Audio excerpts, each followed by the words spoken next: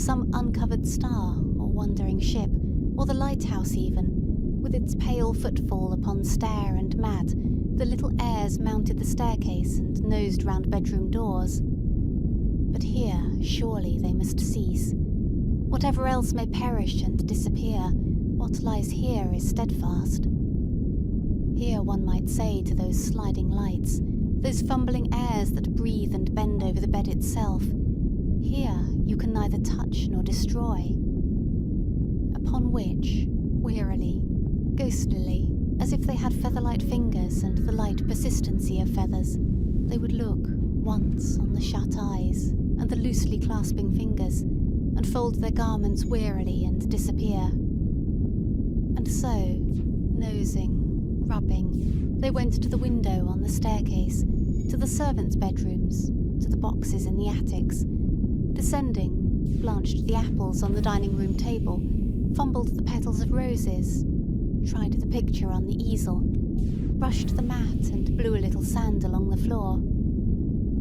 At length, desisting, all ceased together, gathered together, all sighed together, all together gave off an aimless gust of lamentation, to which some door in the kitchen replied, swung wide, admitted nothing, and slammed to.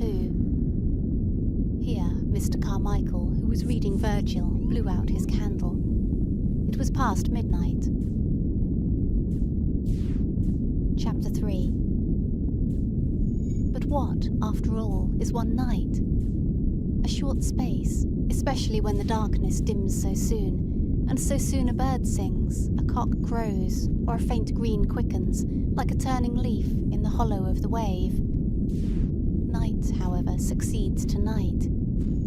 The winter holds a pack of them in store, and deals them equally, evenly, with indefatigable fingers. They lengthen, they darken. Some of them hold aloft clear planets, plates of brightness. The autumn trees, ravaged as they are, take on the flash of tattered flags kindling in the gloom of cool cathedral caves, where gold letters on marble pages describe death in battle, and how bones bleach and burn far away in Indian sands. The autumn trees gleam in the yellow moonlight, in the light of harvest moons, the light which mellows the energy of labour, and smooths the stubble, and brings the wave-lapping blue to the shore. It seemed now as if, touched by human penitence and all its toil, divine goodness had parted the curtain and displayed behind it, single, distinct, the hair erect, the wave falling, the boat rocking, which, did we deserve them, should be ours always. But alas, divine goodness, twitching the cord, draws the curtain. It does not please him. He covers his treasures in a drench of hail, and so breaks them, so confuses them, that it seems impossible that their calm should ever return, or that we should ever compose from their fragments a perfect whole, or read in the littered pieces the clear words of truth.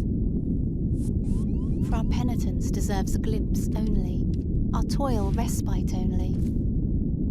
The nights now are full of wind and destruction. The trees plunge and bend, and their leaves fly helter-skelter until the lawn is plastered with them, and they lie packed in gutters and choke drain-pipes and scatter damp paths. Also the sea tosses itself and breaks itself, and should any sleeper fancying that he might find on the beach an answer to his doubts, a sharer of his solitude, throw off his bedclothes and go down by himself to walk on the sand, no image with semblance of serving and divine promptitude comes readily to hand, bringing the night to order and making the world reflect the compass of the soul. The hand dwindles in his hand, the voice bellows in his ear. Almost it would appear that it is useless in such confusion to ask the night those questions as to what, and why, and wherefore, which tempt the sleeper from his bed to seek an answer. Mr. Ramsay, stumbling along a passage one dark morning, stretched his arms out, but Mrs. Ramsay having died rather suddenly the night before, his arms, though stretched out, remained empty. Chapter 4. So with the house empty, and the doors locked, and the mattresses rolled round, those stray heirs, advance guards of great armies, blustered in, brushed bare boards, nibbled and fanned, met nothing in bedroom or drawing room that wholly resisted them, but only hangings that flapped, wood that creaked, the bare legs of tables, saucepans and china already furred, tarnished, cracked. What people had shed and left, a pair of shoes, a shooting cap, some faded skirts and coats in wardrobes, those alone kept the human shape, and in the emptiness indicated how once they were filled and animated, how once hands were busy with hooks and buttons, how once the looking-glass had held a face, had held a world hollowed out in which a figure turned, a hand flashed, the door opened, in came children rushing and tumbling, and went out again. Now, day after day, light turned, like a flower reflected in water, its sharp image on the wall opposite. Only the shadows of the trees, flourishing in the wind, made obeisance on the wall, and for a moment darkened the pool in which light reflected itself, or birds, flying, made a soft spot flutter slowly across the bedroom floor. So loveliness reigned, and stillness, and together made the shape of loveliness itself, a form from which life had parted, solitary like a pool at evening, far distant, seen from a train window, vanishing so quickly that the pool, pale in the evening, is scarcely robbed of its solitude, though once seen. Loveliness and stillness clasped hands in the bedroom, and among the shrouded jugs and sheeted chairs, even the prying of the wind and the soft nose of the clammy sea airs, rubbing, sniffing, iterating and reiterating their questions. Will you fade? Will you perish? Scarcely disturbed the peace, the indifference, the air of pure integrity, as if the question they asked scarcely needed that they should answer. We remain.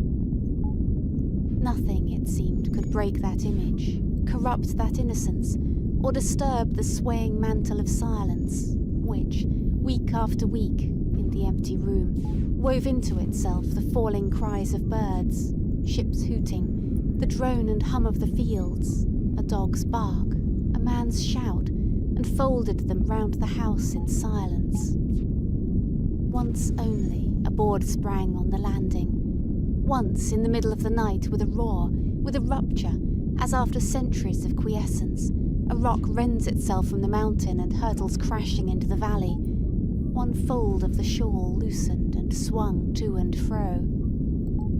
Then again peace descended, and the shadow wavered, light bent to its own image in adoration on the bedroom wall, and Mrs. McNab, tearing the veil of silence with hands that had stood in the washtub, grinding it with boots that had crunched the shingle, came as directed to open all windows and dust the bedrooms.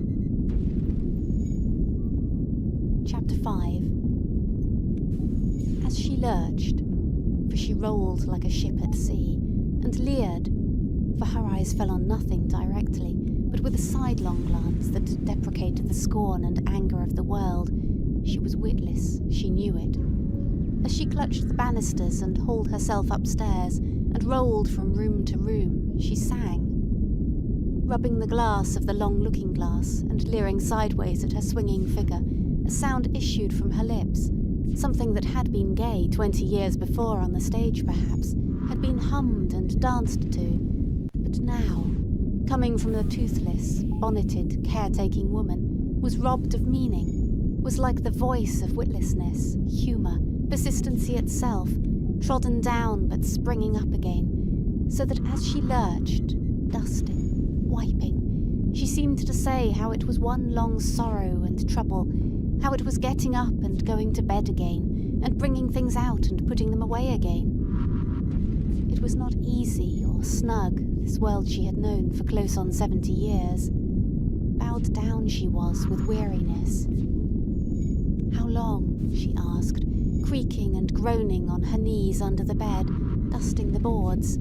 How long shall it endure? But hobbled to her feet again, pulled herself up, and again with her sidelong leer which slipped and turned aside even from her own face and her own sorrows, stood and gaped in the glass, aimlessly smiling, and began again the old amble and hobble, taking up mats, putting down china, looking sideways in the glass, as if, after all, she had her consolations, as if indeed there twined about her dirge some incorrigible hope.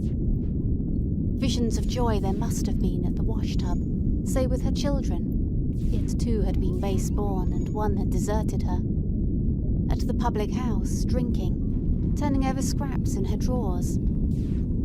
Some cleavage of the dark there must have been, some channel in the depths of obscurity, through which light enough issued to twist her face grinning in the glass and make her, turning to her job again, mumble out the old music-hall song.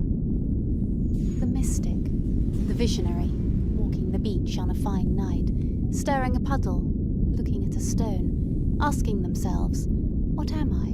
What is this?" had suddenly an answer vouchsafed them.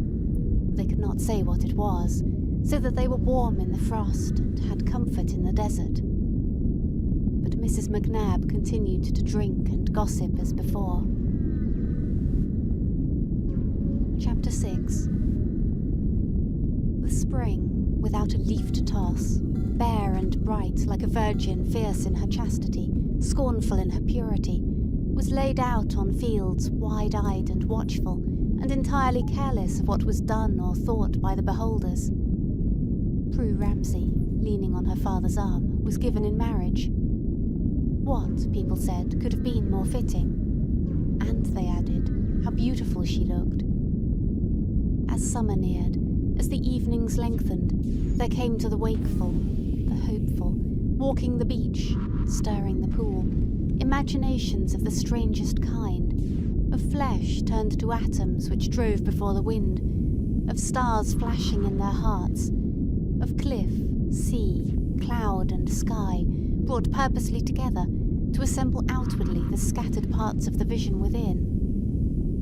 In those mirrors, the minds of men, in those pools of uneasy water, in which clouds forever turn and shadows form, dreams persisted, and it was impossible to resist the strange intimation which every gull, flower, tree, man and woman, and the white earth itself seemed to declare, but if questioned at once to withdraw, that good triumphs, happiness prevails, order rules, or to resist the extraordinary stimulus to range hither and thither in search of some absolute good, some crystal of intensity, remote from the known pleasures and familiar virtues, something alien to the processes of domestic life, single, hard, bright.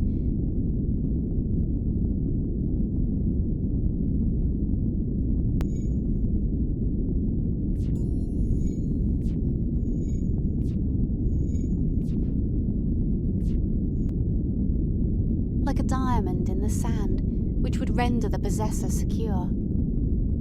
Moreover, softened and acquiescent, the spring with her bees humming and gnats dancing, threw her cloak about her, veiled her eyes, averted her head, and among passing shadows and flights of small rain, seemed to have taken upon her a knowledge of the sorrows of mankind.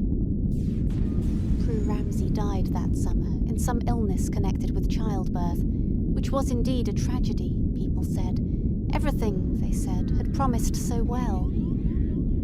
And now, in the heat of summer, the wind sent its spies about the house again. Flies wove a web in the sunny rooms. Weeds that had grown close to the glass in the night tapped methodically at the window pane. When darkness fell, the stroke of the lighthouse, which had laid itself with such authority upon the carpet in the darkness, tracing its pattern, came now in the softer light of spring, mixed with moonlight, gliding gently, as if it laid its caress and lingered stealthily, and looked and came lovingly again. But in the very lull of this loving caress, as the long stroke leant upon the bed, the rock was rent asunder, another fold of the shawl loosened. There it hung and swayed. Through the short summer nights and the long summer days, when the empty rooms seemed to murmur with the echoes of the fields and the hum of flies, the long streamer waved gently, swayed aimlessly, while the sun so striped and barred the rooms and filled them with yellow haze that Mrs. McNab, when she broke in and lurched about, dusting, sweeping, looked like a tropical fish oaring its way through sun-lanced waters. But slumber and sleep though it might, there came later in the summer ominous sounds like the measured blows of hammers dulled on felt, which, with their repeated shocks, still further loosened the shawl and cracked the teacups. Now and again some glass tinkled in the cupboard, as if a giant voice had shrieked so loud in its agony that tumblers stood inside a cupboard vibrated too.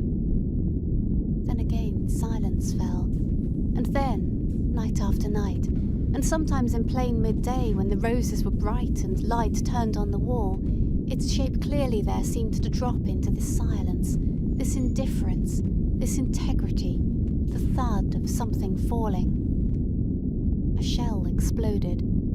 20 or 30 young men were blown up in France, among them Andrew Ramsay, whose death, mercifully, was instantaneous. At that season, those who had gone down to pace the beach and ask of the sea and sky what message they reported or what vision they affirmed, had to consider among the usual tokens of divine bounty, the sunset on the sea, the pallor of dawn, the moon rising, fishing boats against the moon, and children making mud pies or pelting each other with handfuls of grass. Something out of harmony with this jocundity and this serenity. There was the silent apparition of an ashen-coloured ship, for instance, come, gone. There was a purplish stain upon the bland surface of the sea, as if something had boiled and bled invisibly beneath. This intrusion into a scene calculated to stir the most sublime reflections and lead to the most comfortable conclusions stayed their pacing. It was difficult blandly to overlook them, to abolish their significance in the landscape, to continue, as one walked by the sea, to marvel how beauty outside mirrored beauty within. Did nature supplement what man advanced? Did she complete what he began? With equal complacence she saw his misery, his meanness, and his torture. That dream of sharing, completing, of finding in solitude on the beach an answer, was then but a reflection in a mirror, and the mirror itself was but the surface glassiness which forms in quiescence when the nobler powers sleep beneath. Impatient, despairing yet loath to go, for beauty offers her lures, has her consolations. To pace the beach was impossible. Contemplation was unendurable. The mirror was broken. Mr. Carmichael brought out a volume of poems that spring, which had an unexpected success. The war, people said, had revived their interest in poetry. End of section 10.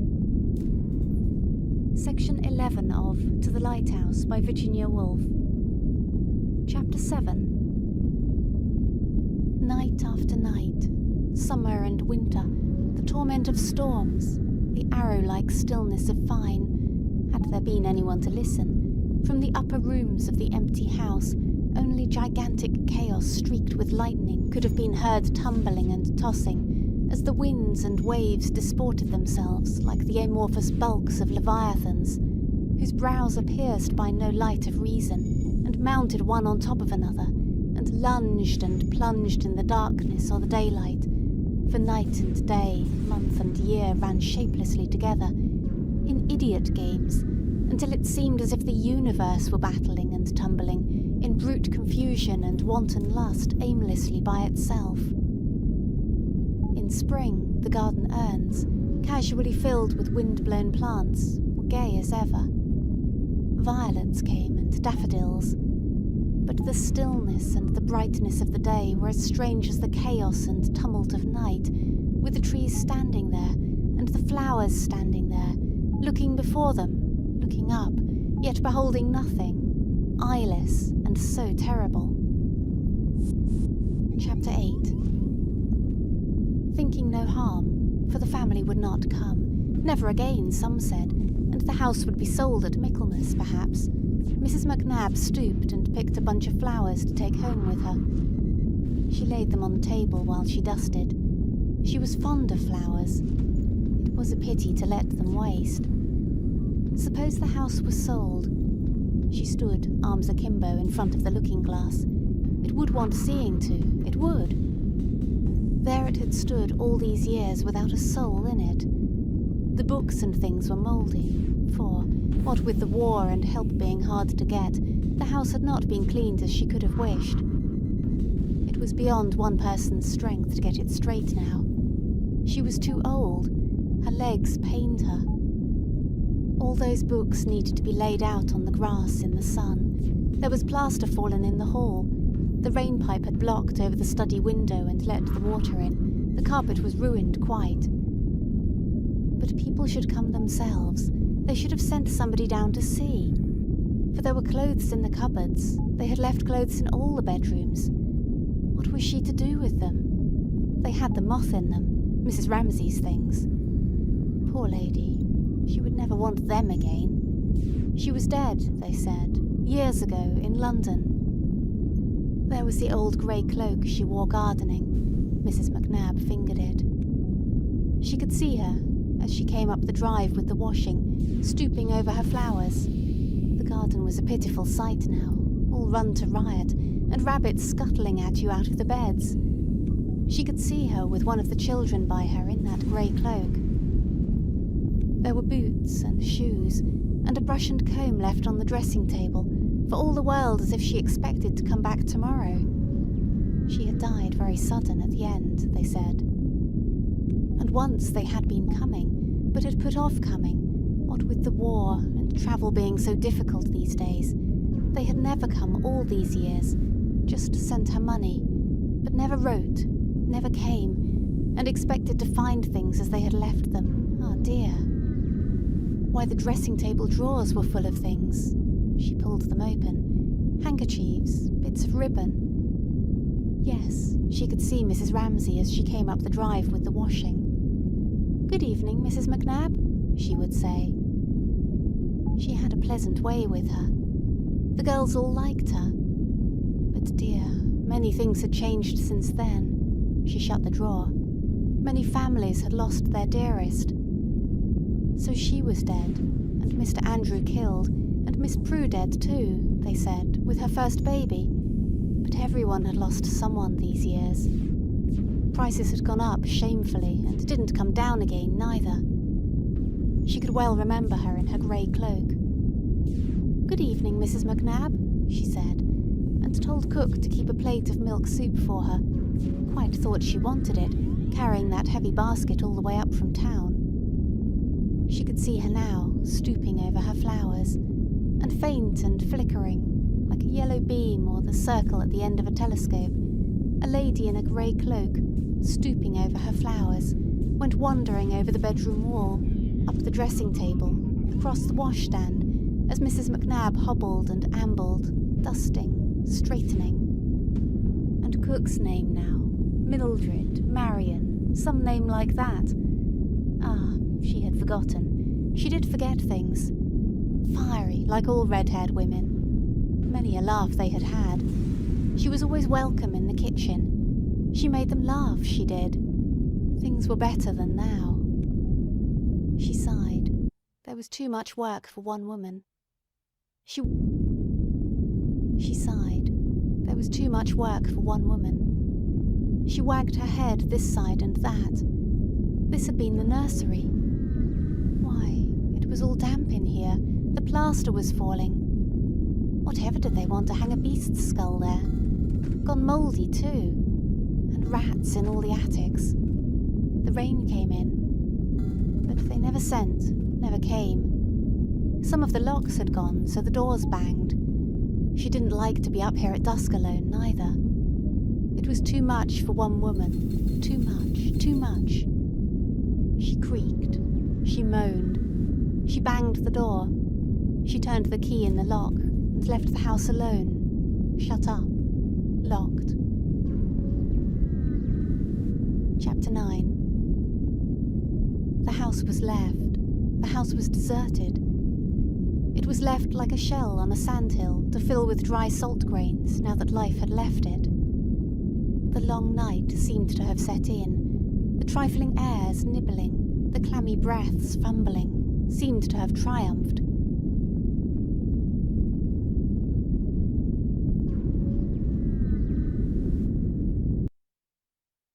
The saucepan had rusted and the mat decayed. Toads had nosed their way in. Idly, aimlessly, the swaying shawl swung to and fro. A thistle thrust itself between the tiles in the larder. The swallows nested in the drawing room. The floor was strewn with straw. The plaster fell in shovelfuls. Rafters were laid bare. Rats carried off this and that to gnaw behind the wainscots. Tortoiseshell butterflies burst from the chrysalis and pattered their life out on the window pane. Poppies sowed themselves among the dahlias. The lawn waved with long grass. Giant artichokes towered among roses. A fringed carnation flowered among the cabbages, while the gentle tapping of a weed at the window had become, on winter's nights, a drumming from sturdy trees and thorned briars which made the whole room green in summer. What power could now prevent the fertility, the insensibility of nature? Mrs. McNab's dream of a lady, of a child, of a plate of milk soup. It had wavered over the walls like a spot of sunlight and vanished. She had locked the door. She had gone. It was beyond the strength of one woman, she said. They never sent. They never wrote. There were things up there rotting in the drawers. It was a shame to leave them so, she said. The place was gone to rack and ruin. Only the lighthouse beam entered the rooms for a moment, sent its sudden stare over bed and wall in the darkness of winter, looked with equanimity at the thistle and the swallow, the rat and the straw. Nothing now withstood them, nothing said no to them. Let the wind blow, let the poppy seed itself and the carnation mate with the cabbage. Let the swallow build in the drawing room, and the thistle thrust aside the tiles, and the butterfly sun itself on the faded chintz of the armchairs. Let the broken glass and the china lie out on the lawn and be tangled over with grass and wild berries. For now had come that moment, that hesitation when dawn trembles and night pauses, when, if a feather alight in the scale, it will be weighed down.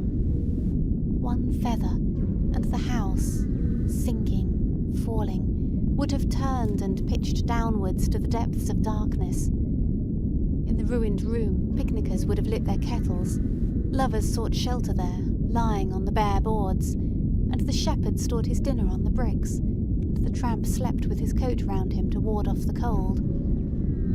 Then the roof would have fallen. Briars and hemlocks would have blotted out path, step, and window, would have grown unequally but lustily over the mound, until some trespasser, losing his way, could have told only by a red-hot poker among the nettles, or a scrap of china in the hemlock, that here once someone had lived, there had been a house.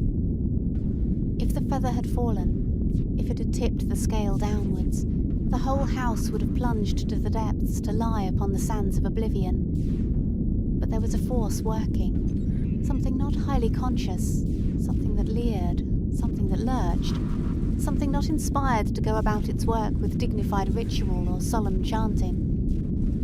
Mrs. McNab groaned. Mrs. Bast creaked. They were old, they were stiff, their legs ached. They came with their brooms and pails at last. They got to work. All of a sudden, would Mrs. McNab see that the house was ready, one of the young ladies wrote. Would she get this done? Would she get that done? All in a hurry. They might be coming for the summer, had left everything to the last, expected to find things as they had left them. Slowly and painfully, with broom and pail, mopping, scouring, Mrs. McNab, Mrs. Bast, stayed the corruption and the rot, rescued from the pool of time that was fast closing over them, now a basin, now a cupboard, fetched up from oblivion all the Waverley novels and a tea set one morning, in the afternoon restored to sun and air a brass fender and a set of steel fire irons. George, Mrs. Bast's son, caught the rats and cut the grass. They had the builders. A 10 ended with the creaking of hinges and the screeching of bolts, the slamming and banging of damp-swollen woodwork, some rusty, laborious birth seemed to be taking place as the women, stooping, rising, groaning, singing, slapped and slammed, upstairs now down in the cellars. Oh, they said, the work. They drank their tea in the bedroom sometimes, or in the study, breaking off work at midday with the smudge on their faces and their old hands clasped and cramped with the broom handles. Flopped on chairs, they contemplated, now the magnificent conquest over taps and bath, now the more arduous, more partial triumph over long rows of books, black as ravens once, now white-stained, breeding pale mushrooms and secreting furtive spiders. Once more, as she felt the tea warm in her, the telescope fitted itself to Mrs. McNabb's eyes, and in a ring of light she saw the old gentleman, lean as a rake, wagging his head as she came up with the washing. Talking to himself, she supposed, on the lawn. He never noticed her. Some said he was dead, some said she was dead. Which was it? Mrs. Bast didn't know for certain either. The young gentleman was dead. That she was sure. She had read his name in the papers. There was the cook now. Mildred, Marion, some such name as that. A red-headed woman, quick-tempered like all her sort, but kind too, if you knew the way with her. Many a laugh they had had together. She saved a plate of soup for Maggie, a bite of ham sometimes, whatever was over. They lived well in those days. They had everything they wanted.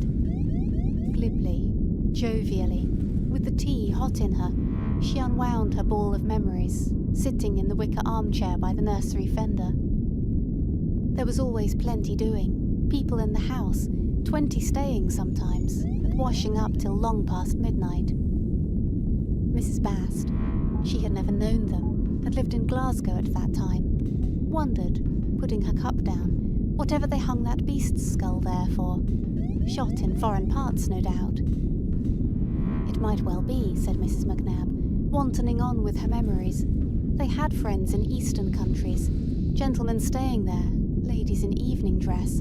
She had seen them once through the dining room door, all sitting at dinner. 20, she dared say, all in their jewellery, and she asked to stay help wash up, might be till after midnight. Ah, said Mrs. Bast, they'd find it changed. She leant out of the window. She watched her son George scything the grass. They might well ask what had been done to it, seeing how old Kennedy was supposed to have charge of it, and then his leg got so bad after he fell from the cart, and then perhaps no one for a year, or the better part of one, and then Davy MacDonald, and seeds might be sent, but who should say if they were ever planted? They'd find it changed. She watched her son scything. He was a great one for work, one of those quiet ones. Well, they must be getting along with the cupboards, she supposed. They hauled themselves up.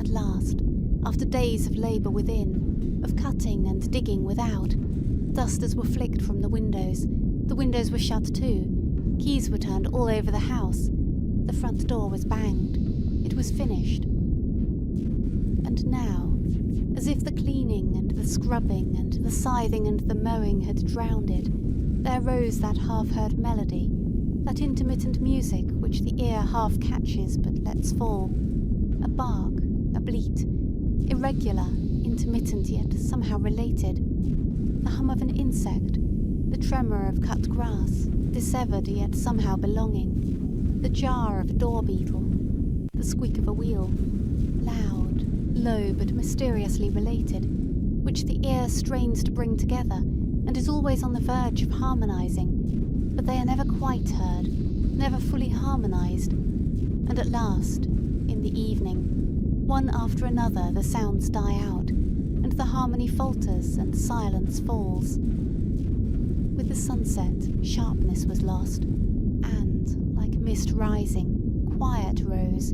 quiet spread, the wind settled. Loosely the world shook itself down to sleep. Darkly here, without a light to it, save what came green suffused through leaves, or pale on the white flowers in the bed by the window. Lily Briscoe had her bag carried up to the house late one evening in September. Mr. Carmichael came by the same train. Chapter 10. Then, indeed, peace had come. Messages of peace breathed from the sea to the shore. Never to break its sleep anymore, to lull it rather more deeply to rest, and whatever the dreamers dreamt holily, dreamt wisely, to confirm.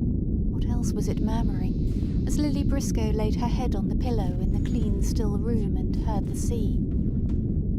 Through the open window, the voice of the beauty of the world came murmuring, too softly to hear exactly what it said, but what mattered if the meaning were plain, entreating the sleepers. The house was full again.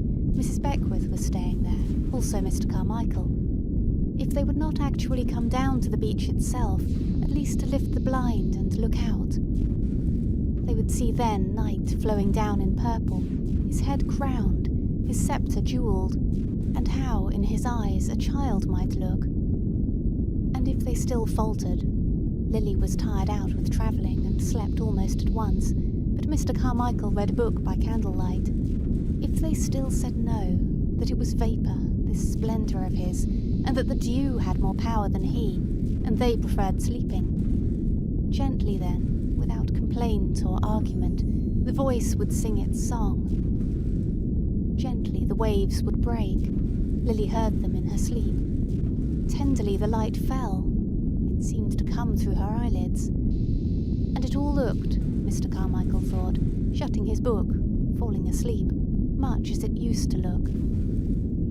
Indeed, the voice might resume, as the curtains of dark wrapped themselves over the house, over Mrs. Beckwith, Mr. Carmichael, and Lily Briscoe, so that they lay with several folds of blackness on their eyes. Why not accept this, be content with this, acquiesce and resign? The sigh of all the seas breaking in measure round the isles soothed them. The night wrapped them. Nothing broke their sleep, until, the birds beginning and the dawn weaving their thin voices into its whiteness, a cart grinding, a dog somewhere barking, the sun lifted the curtains, broke the veil on their eyes, and Lily Briscoe stirring in her sleep. She clutched at her blankets as a faller clutches at the turf on the edge of a cliff. Her eyes opened wide. Here she was again, she thought, sitting bolt upright in bed. Awake. End of section 11. Section 12 of To the Lighthouse by Virginia Woolf. Part 3. The Lighthouse. Chapter 1. What does it mean then? What can it all mean? Lily Briscoe asked herself, wondering whether, since she had been left alone, it behoved her to go to the kitchen to fetch another cup of coffee or wait here. What does it mean? A catchword that was, caught up from some book, fitting her thought loosely, for she could not, this first morning with the Ramsays, contract her feelings, could only make a phrase resound to cover the blankness of her mind until these vapours had shrunk. For really, what did she feel? Come back after all these years and Mrs. Ramsay dead? Nothing that she could express at all. She had come late last night when it was all mysterious, dark. Now she was awake, at her old place at the breakfast table, but alone. It was very early too, not yet 8. There was this expedition. They were going to the lighthouse, Mr. Ramsay, Cam and James. They should have gone already. They had to catch the tide or something. And Cam was not ready, and James was not ready, and Nancy had forgotten to order the sandwiches, and Mr. Ramsay had lost his temper and banged out of the room. "What's the use of going now?" he had stormed. Nancy had vanished. There he was, marching up and down the terrace in a rage. One seemed to hear doors slamming and voices calling all over the house. Now Nancy burst in and asked, looking round the room, in a queer, half-dazed, half-desperate way, "What does one send to the lighthouse?" as if she were forcing herself to do what she despaired of ever being able to do. What does one send to the lighthouse, indeed? At any other time, Lily could have suggested reasonably tea, tobacco, newspapers. But this morning everything seemed so extraordinarily queer that a question like Nancy's, "What does one send to the lighthouse?" opened doors in one's mind that went banging and swinging to and fro, and made one keep asking, in a stupefied gape, what does one send? What does one do? Why is one sitting here after all? Sitting alone, for Nancy went out again, among the clean cups at the long table, she felt cut off from other people, and able only to go on watching, asking, wondering. The house, the place, the morning, all seemed strangers to her. She had no attachment here, she felt, no relations with it. Anything might happen, and whatever did happen, a step outside, a voice calling, "It's not in the cupboard, it's on the landing," someone cried, was a question, as if the link that usually bound things together had been cut, and they floated up here, down there, off anyhow. How aimless it was, how chaotic, how unreal it was, she thought, looking at her empty coffee cup. Mrs. Ramsay dead, Andrew killed, Prue dead too. Repeat it as she might, it roused no feeling in her. "And we all get together in a house like this on a morning like this," she said, looking out of the window. It was a beautiful still day. Chapter 2. Suddenly, Mr. Ramsay raised his head as he passed and looked straight at her, with his distraught, wild gaze which was yet so penetrating, as if he saw you, for 1 second, for the first time, forever. And she pretended to drink out of her empty coffee cup so as to escape him, to escape his demand on her, to put aside a moment longer that imperious need. And he shook his head at her and strode on. "Alone," she heard him say. "Perished," she heard him say. And like everything else this strange morning, the words became symbols, wrote themselves all over the grey-green walls. If only she could put them together, she felt, write them out in some sentence, then she would have got at the truth of things. Old Mr. Carmichael came padding softly in, fetched his coffee, took his cup and made off to sit in the sun. The extraordinary unreality was frightening, but it was also exciting. Going to the lighthouse. But what does one send to the lighthouse? Perished, alone. The grey-green light on the wall opposite. The empty places. Such were some of the parts, but how bring them together, she asked. As if any interruption would break the frail shape she was building on the table, she turned her back to the window, lest Mr. Ramsay should see her. She must escape somewhere, be alone somewhere. Suddenly she remembered. When she had sat there last, 10 years ago, there had been a little sprig or leaf pattern on the tablecloth, which she had looked at in a moment of revelation. There had been a problem about a foreground of a picture. Move the tree to the middle, she had said. She had never finished that picture. She would paint that picture now. It had been knocking about in her mind all these years. Where were her paints, she wondered. Her paints, yes. She had left them in the hall last night. She would start at once. She got up quickly, before Mr. Ramsay turned. She fetched herself a chair. She pitched her easel with her precise, old-maidish movements on the edge of the lawn, not too close to Mr. Carmichael, but close enough for his protection. Yes, it must have been precisely here that she had stood 10 years ago. There was the wall, the hedge, the tree. The question was of some relation between those masses. She had borne it in her mind all these years. It seemed as if the solution had come to her. She knew now what she wanted to do. But with Mr. Ramsay bearing down on her, she could do nothing. Every time he approached, he was walking up and down the terrace. Ruin approached. Chaos approached. She could not paint. She stooped. She turned. She took up this rag. She squeezed that tube. But all she did was to ward him off for a moment. He made it impossible for her to do anything. For if she gave him the least chance, if he saw her disengaged a moment, looking his way a moment, he would be on her, saying, as he had said last night, "You find us much changed." Last night he had got up and stopped before her and said that. Dumb and staring though they had all sat, the 6 children whom they used to call after the kings and queens of England, the red, the fair, the wicked, the ruthless, she felt how they raged under it. Kind old Mrs. Beckwith said something sensible, but it was a house full of unrelated passions. She had felt that all the evening. And on top of this chaos, Mr. Ramsay got up, pressed her hand, and said, "You will find us much changed." And none of them had moved or had spoken, but had sat there as if they were forced to let him say it.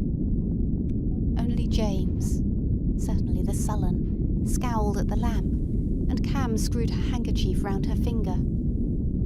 Then he reminded them that they were going to the Lighthouse tomorrow. They must be ready, in the hall, on the stroke of 7:30. Then, with his hand on the door, he stopped. He turned upon them. Did they not want to go? He demanded. Had they dared say no, he had some reason for wanting it. He would have flung himself tragically backwards into the bitter waters of despair. Such a gift he had for gesture. He looked like a king in exile. Doggedly, James said yes. Cam stumbled more wretchedly. Yes, oh yes, they'd both be ready, they said. And it struck her. This was tragedy. Not Paul's, dust and the shroud, but children coerced, their spirits subdued. James was 16, Cam 17 perhaps. She had looked round for someone who was not there, for Mrs. Ramsay presumably. But there was only kind Mrs. Beckwith turning over her sketches under the lamp. Then, being tired, her mind still rising and falling with the sea, the taste and smell that places have after long absence possessing her, the candles wavering in her eyes, she had lost herself and gone under. It was a wonderful night, starlit. The waves sounded as they went upstairs. The moon surprised them, enormous, pale, as they passed the staircase window. She had slept at once. She set her clean canvas firmly upon the easel, as a barrier, frail, but she hoped sufficiently substantial to ward off Mr. Ramsay and his exactingness. She did her best to look, when his back was turned, at her picture. That line there, that mass there. But it was out of the question. Let him be 50 feet away. Let him not even speak to you. Let him not even see you. He permeated. He prevailed. He imposed himself. He changed everything. She could not see the colour. She could not see the lines.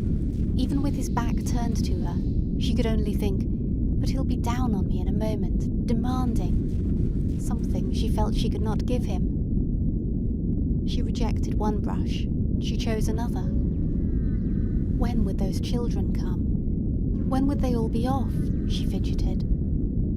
That man, she thought, her anger rising in her, never gave. That man took. She, on the other hand, would be forced to give. Mrs. Ramsay had given.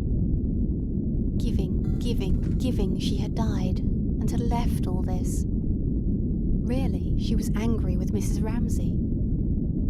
With the brush slightly trembling in her fingers, she looked at the hedge, the step, the wall.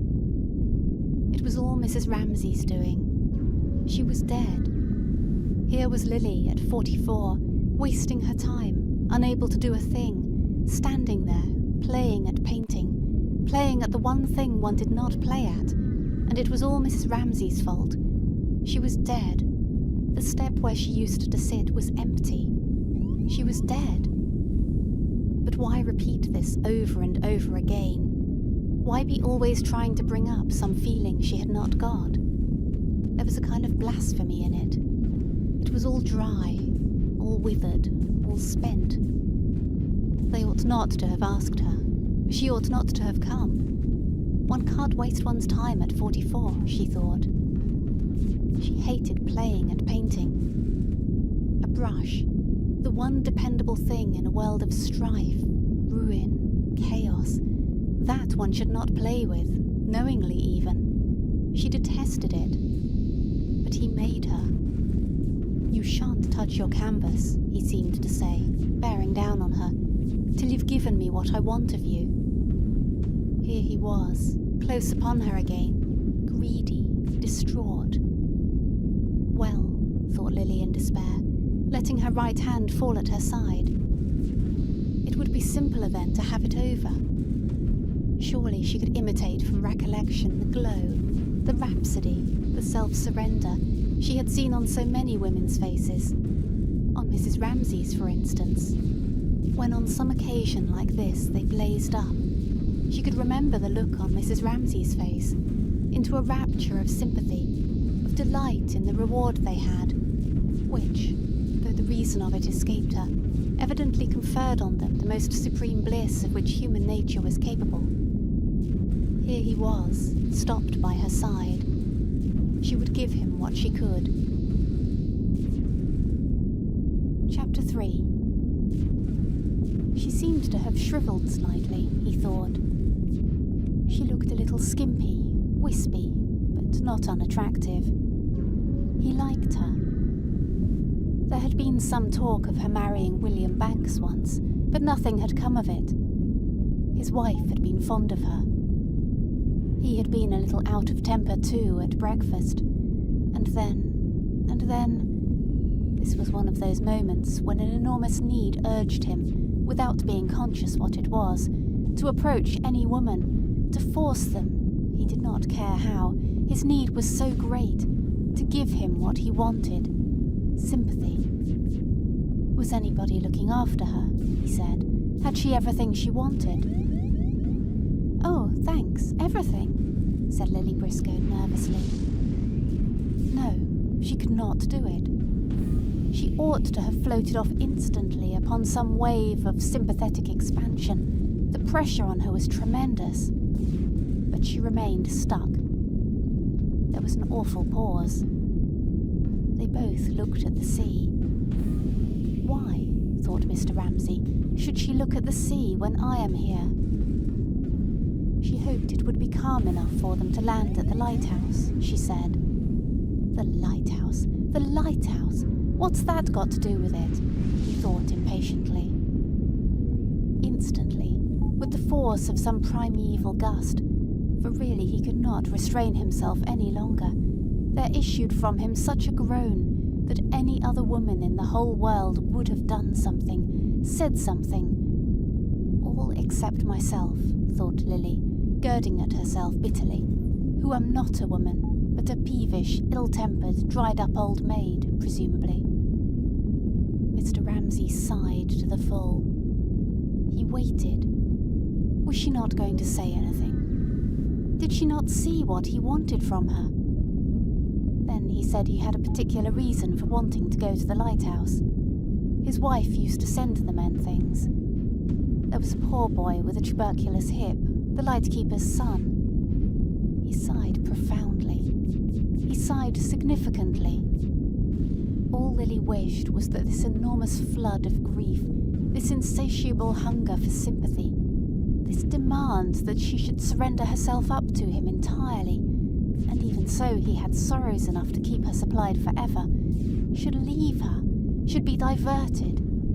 She kept looking at the house, hoping for an interruption, before it swept her down in its flow. Such expeditions, said Mr. Ramsay, scraping the ground with his toe, are very painful. Still Lily said nothing. She is a stock, she is a stone, he said to himself. They're very exhausting, he said, looking, with a sickly look that nauseated her. He was acting, she felt. This great man was dramatizing himself. At his beautiful hands.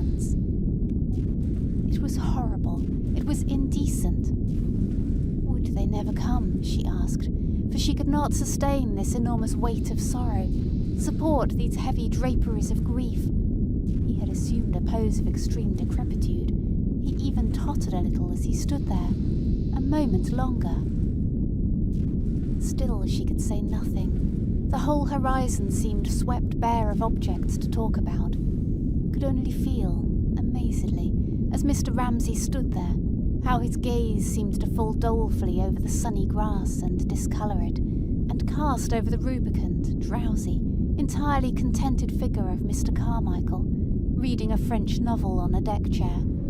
A veil of crape, as if such an existence, flaunting its prosperity in a world of woe, were enough to provoke the most dismal thoughts of all. "Look at him," he seemed to be saying. "Look at me." And indeed, all the time he was feeling, "Think of me, think of me."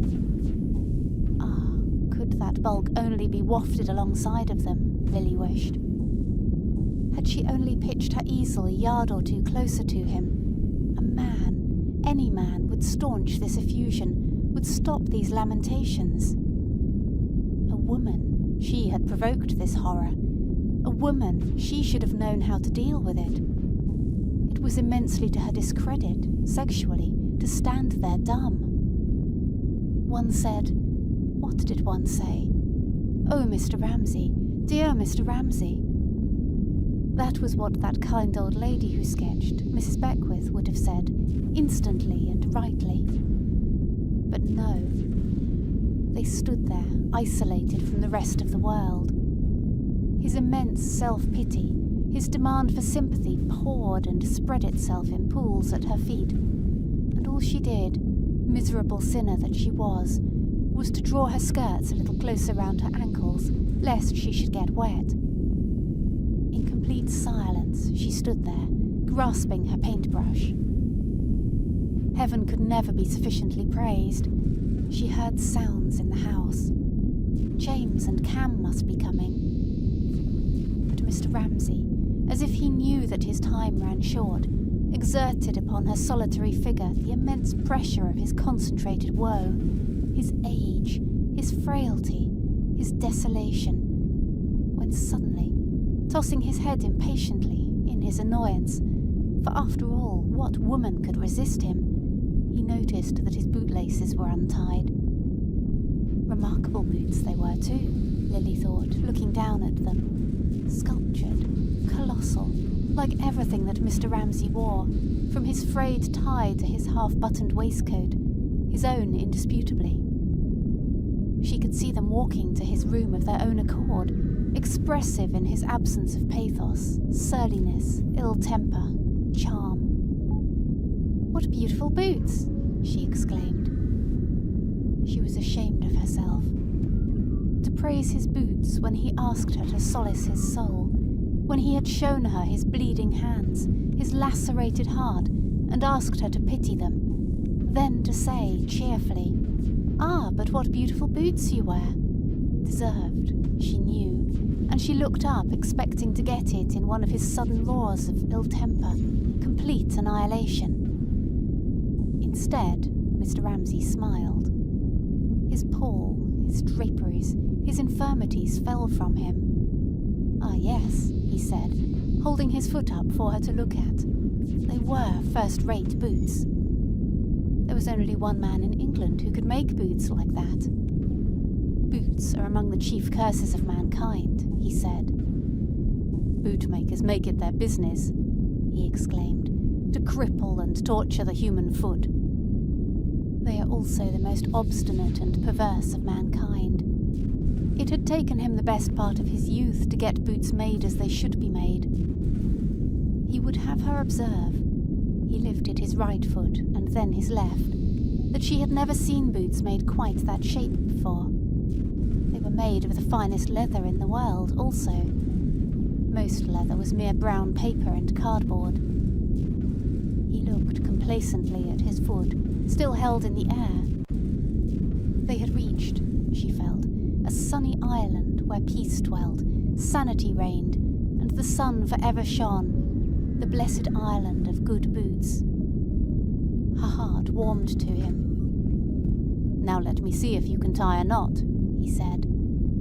He pooh-poohed her feeble system. He showed her his own invention. Once you tied it, it never came undone. 3 times he knotted her shoe. 3 times he unknotted it. Why, at this completely inappropriate moment, when he was stooping over her shoe, should she be so tormented with sympathy for him that, as she stooped too, the blood rushed to her face, and, thinking of her callousness, she had called him a play actor. She felt her eyes swell and tingle with tears. Thus occupied, he seemed to her a figure of infinite pathos. He tied knots. He bought boots. There was no helping Mr. Ramsay on the journey he was going.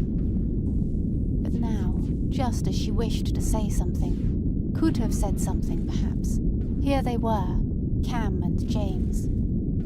They appeared on the terrace. They came lagging, side by side, a serious, melancholy couple. But why was it like that they came? She could not help feeling annoyed with them. They might have come more cheerfully. They might have given him what, now that they were off, she would not have the chance of giving him. For she felt a sudden emptiness, a frustration. Her feeling had come too late. There it was, ready, but he no longer needed it.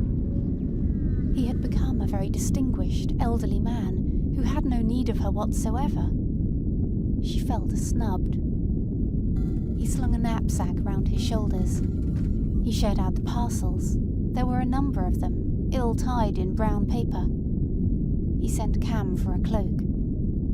He had all the appearance of a leader making ready for an expedition. Then, wheeling about, he led the way with his firm military tread, in those wonderful boots, carrying brown paper parcels, down the path, his children following him.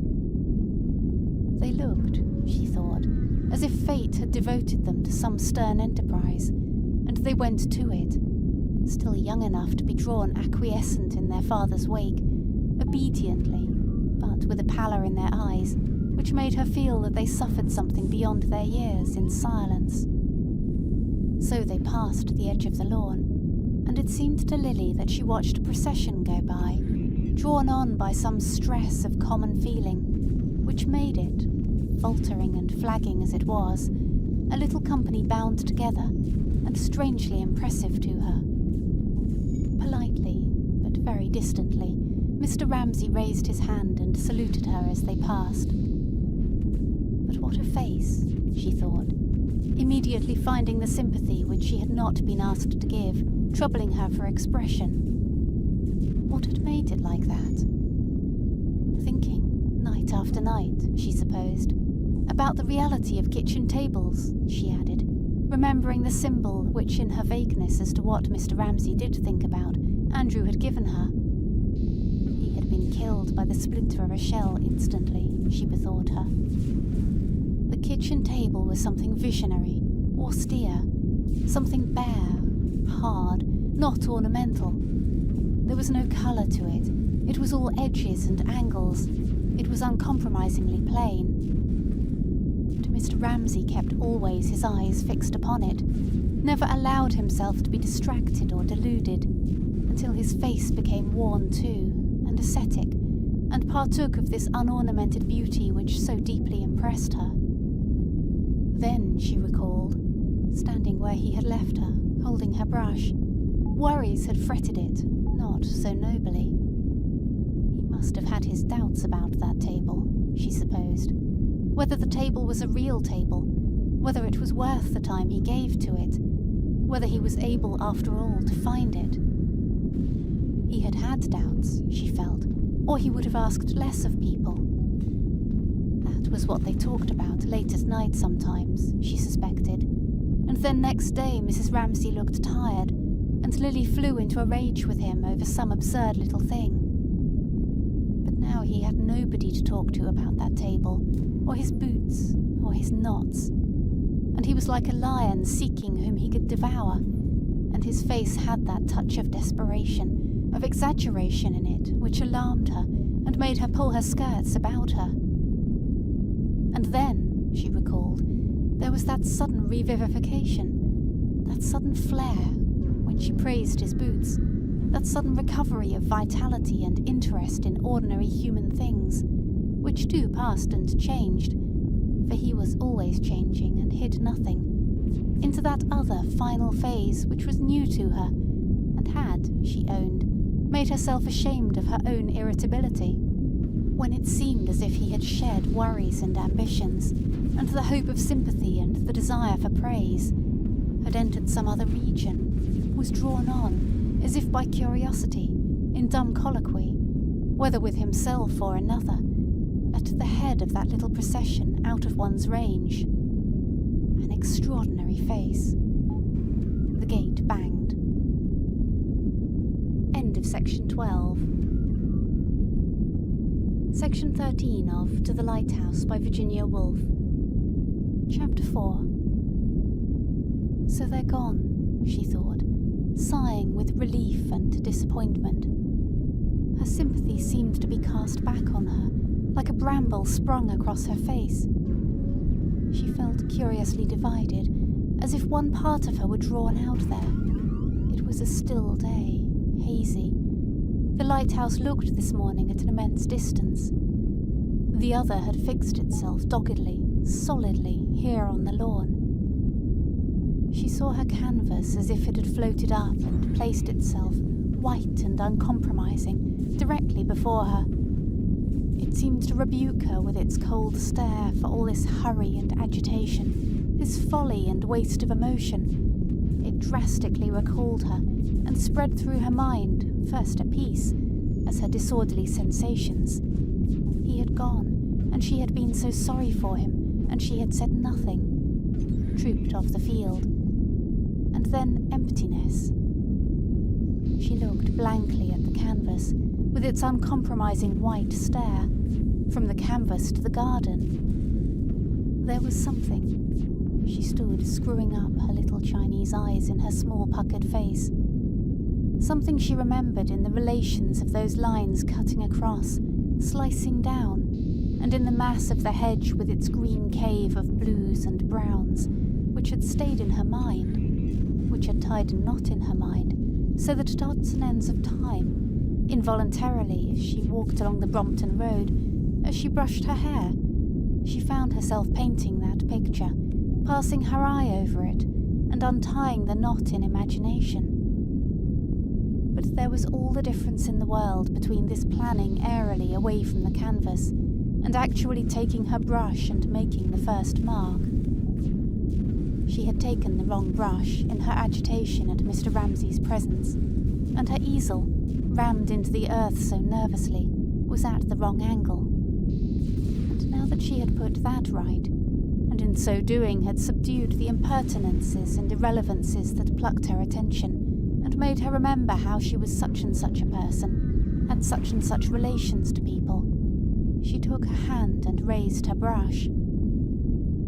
For a moment it stayed trembling in a painful but exciting ecstasy in the air. Where to begin? That was the question, at what point to make the first mark. One line placed on the canvas committed her to innumerable risks, to frequent and irrevocable decisions. All that in idea seemed simple became in practice immediately complex, as the waves shape themselves symmetrically from the cliff top, but to the swimmer among them are divided by steep gulfs and foaming crests. Still the risk must be run, the mark made.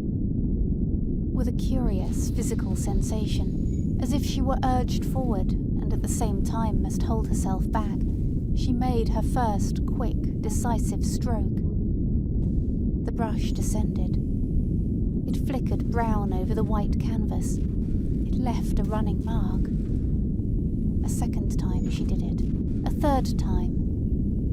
And so pausing, and so flickering, she attained a dancing, rhythmical movement, as if the pauses were one part of the rhythm, and the strokes another, and all were related. And so, lightly and swiftly pausing, striking, She scored her canvas with brown running nervous lines, which had no sooner settled there than they enclosed. She felt it looming out at her, a space. Down in the hollow of one wave, she saw the next wave towering higher and higher above her. For what could be more formidable than that space? Here she was again, she thought, stepping back to look at it, drawn out of gossip, out of living, out of community with people, into the presence of this formidable ancient enemy of hers, this other thing, this truth, this reality, which suddenly laid hands on her, emerged stark at the back of appearances and commanded her attention.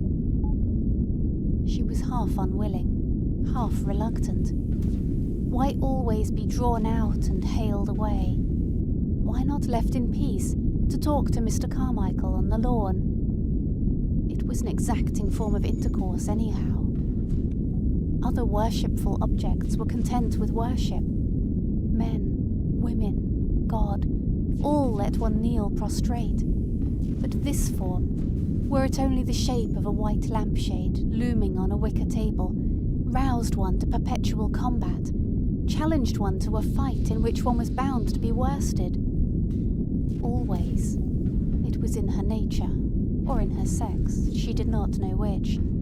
Before she exchanged the fluidity of life for the concentration of painting, she had a few moments of nakedness, where she seemed like an unborn soul, a soul reft of body, hesitating on some windy pinnacle and exposed without protection to all the blasts of doubt. Why then did she do it? She looked at the canvas, lightly scored with running lines. It would be hung in the servants' bedrooms. It would be rolled up and stuffed under a sofa. What was the good of doing it then? And she heard some voice saying she couldn't paint, saying she couldn't create, as if she were caught up in one of those habitual currents, in which, after a certain time, experience forms in the mind, so that one repeats words without being aware any longer of who originally spoke them. Can't paint, can't write, she murmured monotonously, anxiously considering what her plan of attack should be. For the mass loomed before her. It protruded. She felt it pressing on her eyeballs. Then, as if some juice necessary for the lubrication of her faculties were spontaneously squirted, she began precariously dipping among the blues and umbers, moving her brush hither and thither. But it was now heavier and went slower, as if it had fallen in with some rhythm which was dictated to her. She kept looking at the hedge, at the canvas. By what sheer rhythm was strong enough to bear her along with it on its current? Certainly she was losing consciousness of outer things. And as she lost consciousness of outer things, and her name and her personality and her appearance, and whether Mr. Carmichael was there or not, her mind kept throwing up from its depths scenes and names and sayings and memories and ideas, like a fountain spurting over that glaring, hideously difficult white space, while she modelled it with greens and blues. Charles Tansley used to say that, she remembered. Women can't paint, can't write. Coming up behind her, he had stood close beside her, a thing she hated, as she painted here on this very spot. "Shag tobacco," he said, "5d an ounce," parading his poverty, his principles. But the war had drawn the sting of her femininity. Poor devils, one thought, poor devils of both sexes. He was always carrying a book about under his arm, a purple book. He worked. He sat, she remembered, working in a blaze of sun. At dinner he would sit right in the middle of the view. But, after all, she reflected, there was the scene on the beach. One must remember that. It was a windy morning. They had all gone down to the beach. Mrs. Ramsay sat down and wrote letters by a rock. She wrote and wrote. "Oh," she said, looking up at something floating in the sea. "Is it a lobster pot? Is it an upturned boat?" She was so short-sighted that she could not see, and then Charles Tansley became as nice as he could possibly be.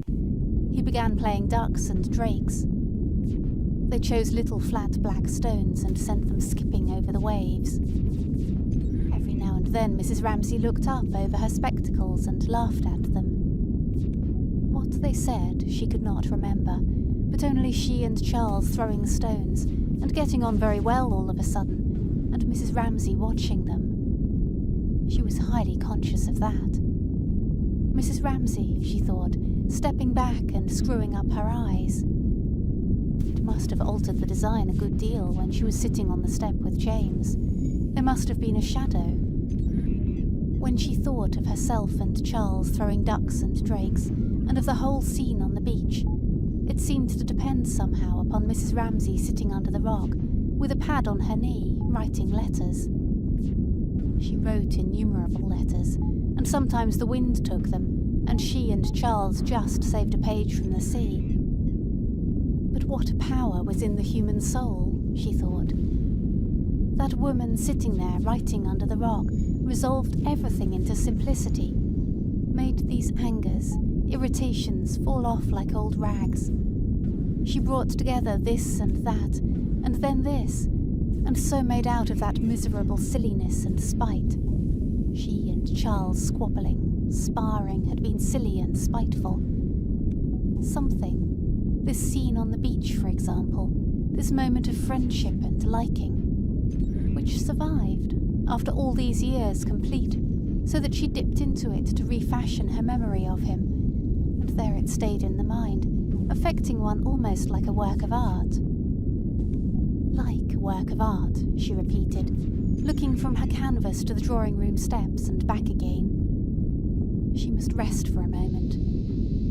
And, resting, looking from one to the other vaguely, the old question which traversed the sky of the soul perpetually, the vast, the general question, which was apt to particularize itself at such moments as these, when she released faculties that had been on the strain, stood over her, paused over her, darkened over her. What is the meaning of life? That was all. A simple question, one that tended to close in on one with years. The great revelation had never come. The great revelation perhaps never did come. Instead, there were little daily miracles, illuminations, matches struck unexpectedly in the dark. Here was one. This, that, and the other. Herself and Charles Tansley and the breaking wave. Mrs. Ramsay bringing them together. Mrs. Ramsay saying, "Life stands still here." Mrs. Ramsay making of the moment something permanent, as in another sphere Lily herself tried to make of the moment something permanent. This was of the nature of a revelation. In the midst of chaos there was shape, this eternal passing and flowing. She looked at the clouds going and the leaves shaking, was struck into stability. "Life stands still here," Mrs. Ramsay said. "Mrs. Ramsay, Mrs. Ramsay," she repeated. She owed it all to her. All was silence. Nobody seemed yet to be stirring in the house. She looked at it there, sleeping in the early sunlight, with its windows green and blue with the reflected leaves. The faint thought she was thinking of Mrs. Ramsay seemed in consonance with this quiet house, this smoke, this fine early morning air. Faint and unreal, it was amazingly pure and exciting. She hoped nobody would open the window or come out of the house, but that she might be left alone to go on thinking, to go on painting. She turned to her canvas, but, impelled by some curiosity, driven by the discomfort of the sympathy which she held undischarged, she walked a pace or two to the end of the lawn to see whether, down there on the beach, she could see that little company setting sail. Down there among the little boats which floated, some with their sails furled, some slowly, for it was very calm, moving away, there was one rather apart from the others. The sail was, even now, being hoisted. She decided that there, in that very distant and entirely silent little boat, Mr. Ramsay was sitting with Cam and James. Now they had got the sail up. Now, after a little flagging and silence, she watched the boat take its way with deliberation past the other boats out to sea. Chapter 5. The sails flapped over their heads. The water chuckled and slapped the sides of the boat, which drowsed motionless in the sun. Now and then the sails rippled with a little breeze in them, but the ripple ran over them and ceased. The boat made no motion at all. Mr. Ramsay sat in the middle of the boat. He would be impatient in a moment, James thought, and Cam thought, looking at her father, who sat in the middle of the boat between them. James steered. Cam sat alone in the bow, with his legs tightly curled. He hated hanging about. Sure enough, after fidgeting a second or two, he said something sharp to McAllister's boy, who got out his oars and began to row. But their father, they knew, would never be content until they were flying along. He would keep looking for a breeze, fidgeting, saying things under his breath, which McAllister and McAllister's boy would overhear, and they would both be made horribly uncomfortable. He had made them come. He had forced them to come. In their anger, they hoped that the breeze would never rise, that he might be thwarted in every possible way, since he had forced them to come against their wills. All the way down to the beach they had lagged behind together, though he bade them walk up, without speaking. Their heads were bent down. Their heads were pressed down by some remorseless gale. Speak to him they could not.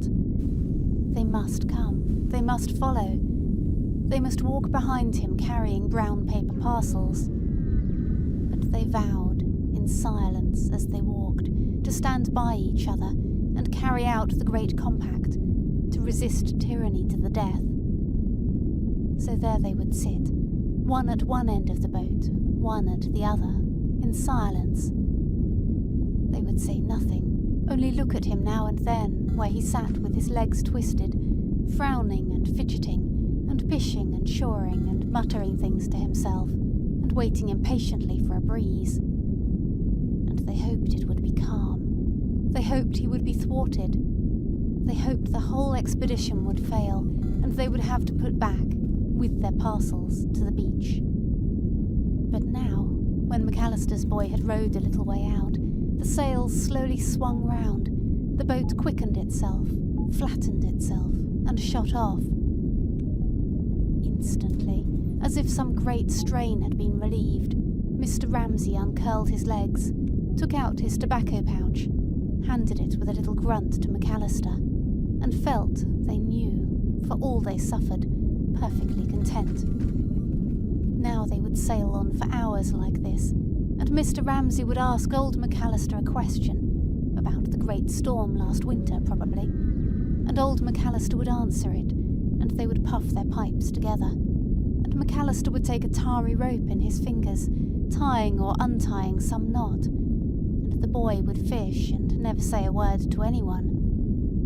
James would be forced to keep his eye all the time on the sail, for if he forgot, then the sail puckered and shivered, and the boat slackened, and Mr. Ramsay would say sharply, "Look out! Look out!" And old McAllister would turn slowly on his seat.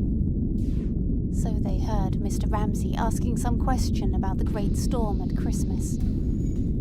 "She comes driving round the point," old McAllister said, describing the great storm last Christmas, when 10 ships had been driven into the bay for shelter, and he had seen one there, one there, one there. He pointed slowly round the bay. Mr. Ramsay followed him, turning his head. He had seen 4 men clinging to the mast. Then she was gone. "And at last we shoved her off," he went on. But in their anger and their silence, they only caught a word here and there, sitting at opposite ends of the boat, united by their compact to fight tyranny to the death. At last they had shoved her off, they had launched the lifeboat, and they had got her out past the point. McAllister told the story, and though they only caught a word here and there, they were conscious all the time of their father, how he leant forward, how he brought his voice into tune with McAllister's voice, how, puffing at his pipe, and looking there and there where McAllister pointed, he relished the thought of the storm, and the dark night, and the fishermen striving there. He liked that men should labour and sweat on the windy beach at night, pitting muscle and brain against the waves and the wind.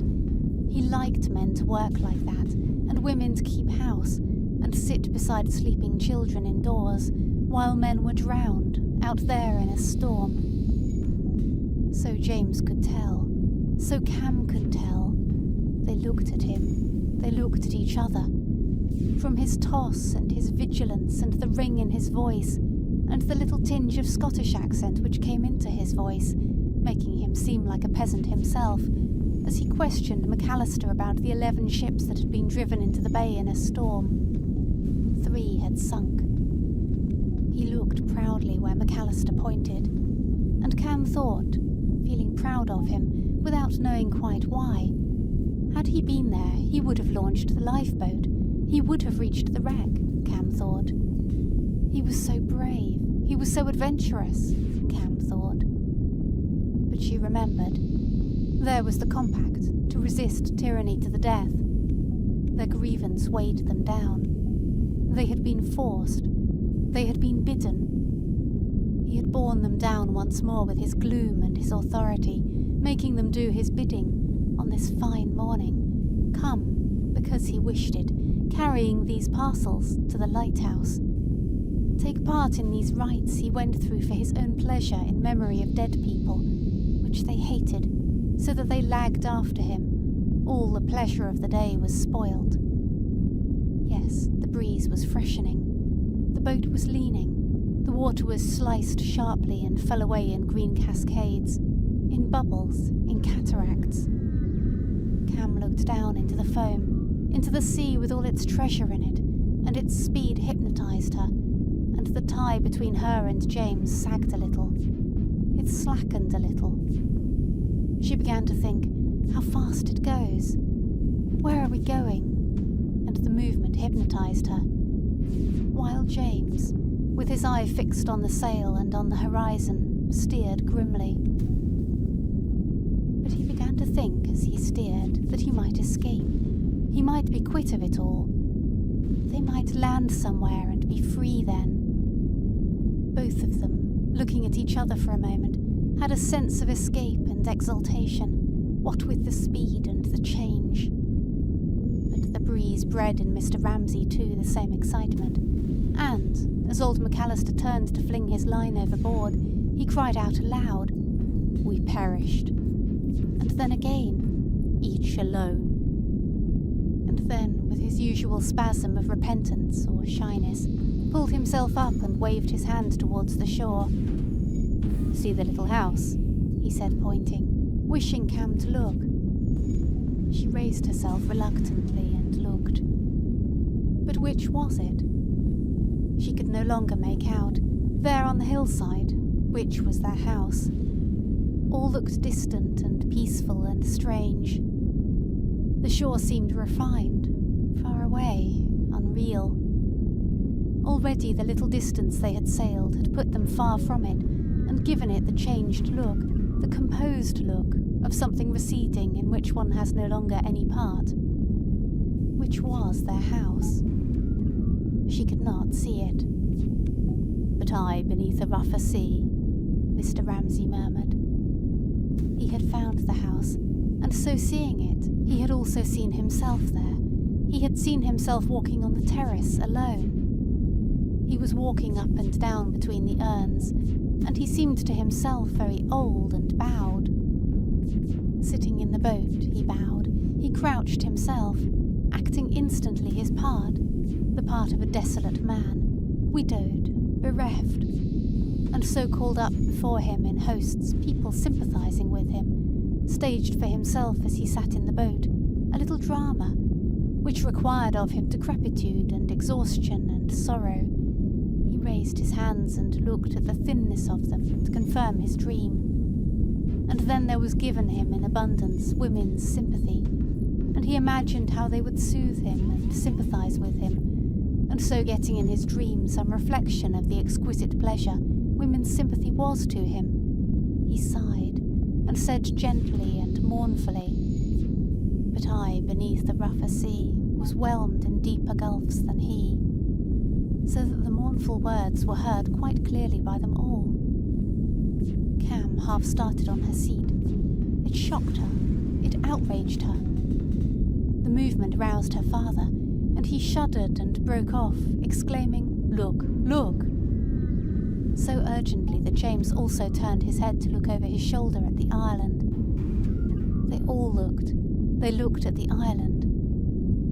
But Cam could see nothing. She was thinking how all those paths and the lawn, thick and knotted with the lives they had lived there, were gone, were rubbed out, were past, were unreal, and now this was real. The boat and the sail with its patch, McAllister with his earrings, the noise of the waves, all this was real.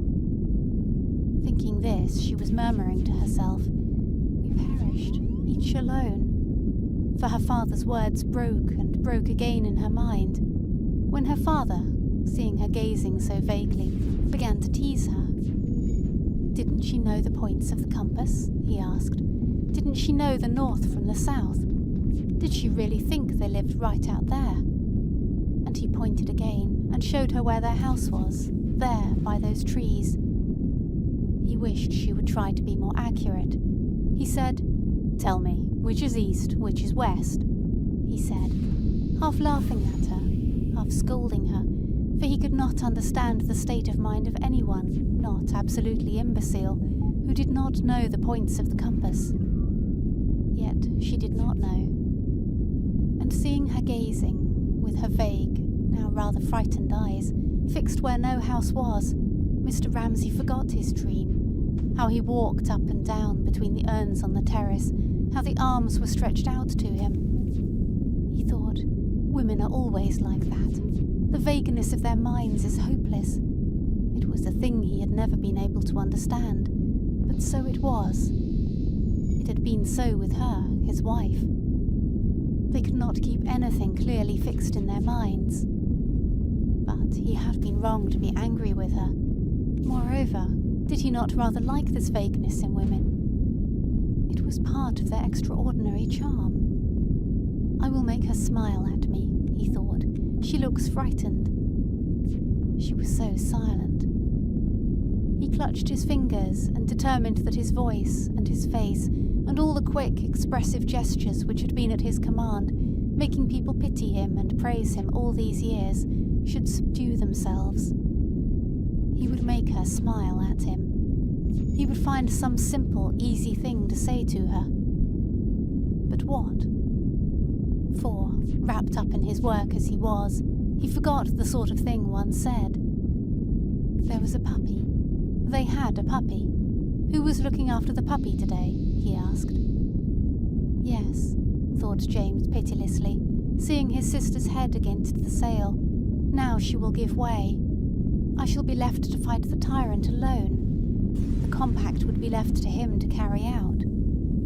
Cam would never resist tyranny to the death, he thought grimly, watching her face, sad, sulky, yielding. And, as sometimes happens when a cloud falls on a green hillside and gravity descends, and there among all the surrounding hills is gloom and sorrow, and it seems as if the hills themselves must ponder the fate of the clouded, the darkened, either in pity or maliciously rejoicing in her dismay.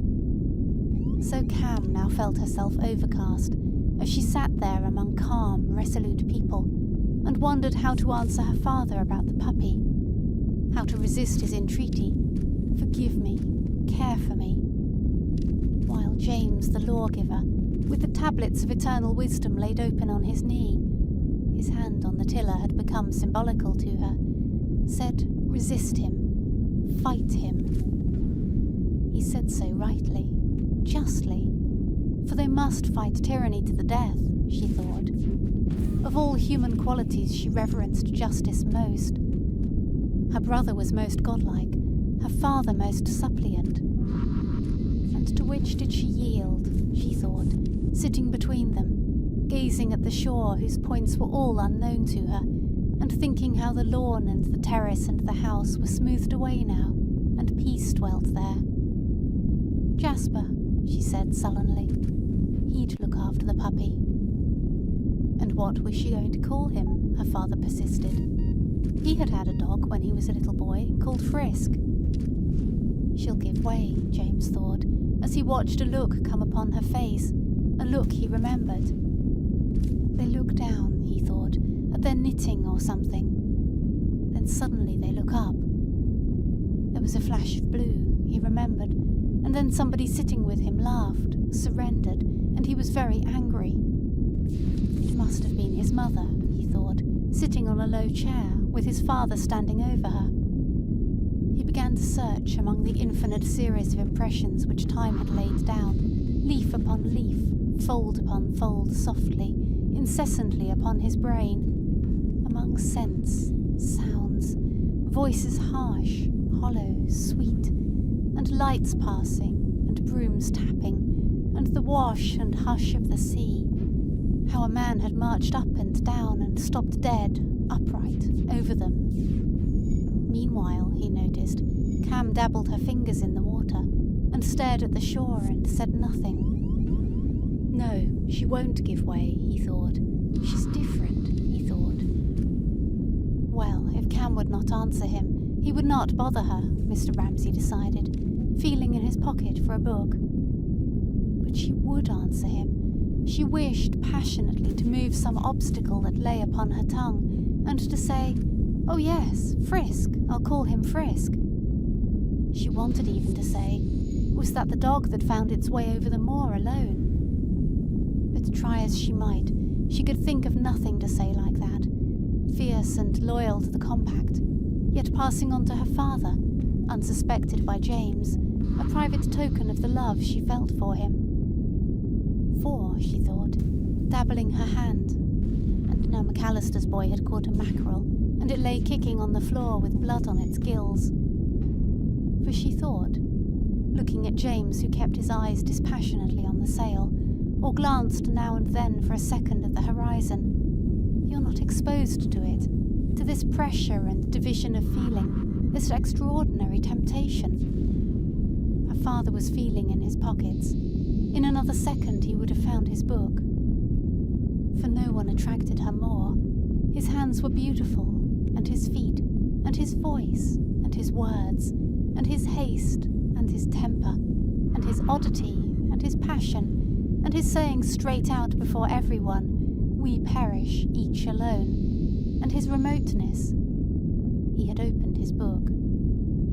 But what remained intolerable, she thought, sitting upright, and watching McAllister's boy tug the hook out of the gills of another fish, was that crass blindness and tyranny of his which had poisoned her childhood and raised bitter storms, so that even now she woke in the night trembling with rage, and remembered some command of his, some insolence. Do this, do that. His dominance, his submit to me. So she said nothing, but looked doggedly and sadly at the shore, wrapped in its mantle of peace, as if the people there had fallen asleep, she thought, were free like smoke, were free to come and go like ghosts. They have no suffering there, she thought. End of section 13. Section 14 of To the Lighthouse by Virginia Woolf. Chapter 6. Yes, that is their boat, Lily Briscoe decided, standing on the edge of the lawn. It was the boat with greyish-brown sails, which she saw now flatten itself upon the water and shoot off across the bay. There he sits, she thought, and the children are quite silent still. And she could not reach him either. The sympathy she had not given him weighed her down. It made it difficult for her to paint. She had always found him difficult. She had never been able to praise him to his face, she remembered. and that reduced their relationship to something neutral, without that element of sex in it which made his manner to Minta so gallant, almost gay. He would pick a flower for her, lend her his books. But could he believe that Minta read them? She dragged them about the garden, sticking in leaves to mark the place. "Do you remember, Mr. Carmichael?" she was inclined to ask, looking at the old man. But he had pulled his hat half over his forehead. He was asleep, or he was dreaming, or he was lying there catching words, she supposed. "Do you remember?" she felt inclined to ask him as she passed him, thinking again of Mrs. Ramsay on the beach, the cask bobbing up and down, and the pages flying. Why, after all these years, had that survived, ringed round, lit up, visible to the last detail, with all before it blank, and all after it blank, for miles and miles? "Is it a boat? Is it a cork?" she would say, Lily repeated, turning back, reluctantly again, to her canvas. Heaven be praised for it. The problem of space remained, she thought, taking up her brush again. It glared at her. The whole mass of the picture was poised upon that weight. Beautiful and bright it should be on the surface, feathery and evanescent, one colour melting into another like the colours on a butterfly's wing, but beneath the fabric must be clamped together with bolts of iron. It was to be a thing you could ruffle with your breath, and a thing you could not dislodge with a team of horses. And she began to lay on a red, a grey, and she began to model her way into the hollow there. At the same time, she seemed to be sitting beside Mrs. Ramsay on the beach. "Is it a boat? Is it a cask?" Mrs. Ramsay said, and she began hunting round for her spectacles. And she sat, having found them, silent, looking out to sea. And Lily, painting steadily, felt as if a door had opened, and one went in and stood gazing silently about in a high, cathedral-like place, very dark, very solemn. Shouts came from a world far away. Steamers vanished in stalks of smoke on the horizon. Charles threw stones and sent them skipping.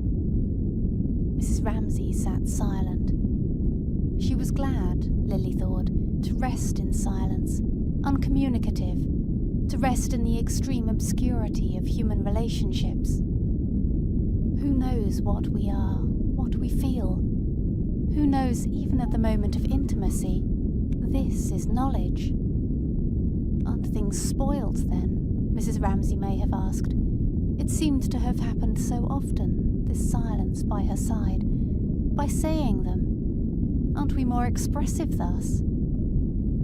The moment at least seemed extraordinarily fertile. She rammed a little hole in the sand and covered it up, by way of burying in it the perfection of the moment. It was like a drop of silver in which one dipped and illumined the darkness of the past. Lily stepped back to get her canvas, so into perspective. It was an odd road to be walking, this of painting. Out and out one went, further, until at last one seemed to be on a narrow plank, perfectly alone over the sea. And as she dipped into the blue paint, she dipped too into the past there. Now Mrs. Ramsay got up, she remembered. It was time to go back to the house, time for luncheon. And they all walked up from the beach together, she walking behind with William Banks, and there was Minta in front of them with a hole in her stocking. How that little round hole of pink heel seemed to flaunt itself before them. How William Banks deplored it, without, so far as she could remember, saying anything about it. It meant to him the annihilation of womanhood, and dirt and disorder, and servants leaving and beds not made at midday, all the things he most abhorred. He had a way of shuddering and spreading his fingers out, as if to cover an unsightly object, which he did now, holding his hand in front of him. And Minta walked on ahead, and presumably Paul met her, and she went off with Paul in the garden. The Rayleighs, thought Lily Briscoe, squeezing her tube of green paint. She collected her impressions of the Rayleys. Their lives appeared to her in a series of scenes. One on the staircase at dawn. Paul had come in and gone to bed early. Minter was late. There was Minter, wreathed, tinted, garish on the stairs about 3 o'clock in the morning. Paul came out in his pyjamas carrying a poker in case of burglars. Minter was eating a sandwich, standing halfway up by a window in the cadaverous early morning light, and the carpet had a hole in it. But what did they say? Lily asked herself, as if by looking she could hear them. Minter went on eating her sandwich, annoyingly, while he spoke something violent, abusing her, in a mutter so as not to wake the children, the 2 little boys. He was withered, drawn, she flamboyant, careless. For things had worked loose after the first year or so. The marriage had turned out rather badly. And this, Lily thought, taking the green paint on her brush, this making up scenes about them, is what we call knowing people, thinking of them, being fond of them. Not a word of it was true. She had made it up, but it was what she knew them by all the same. She went on tunnelling her way into her picture, into the past. Another time, Paul said he played chess in coffee houses.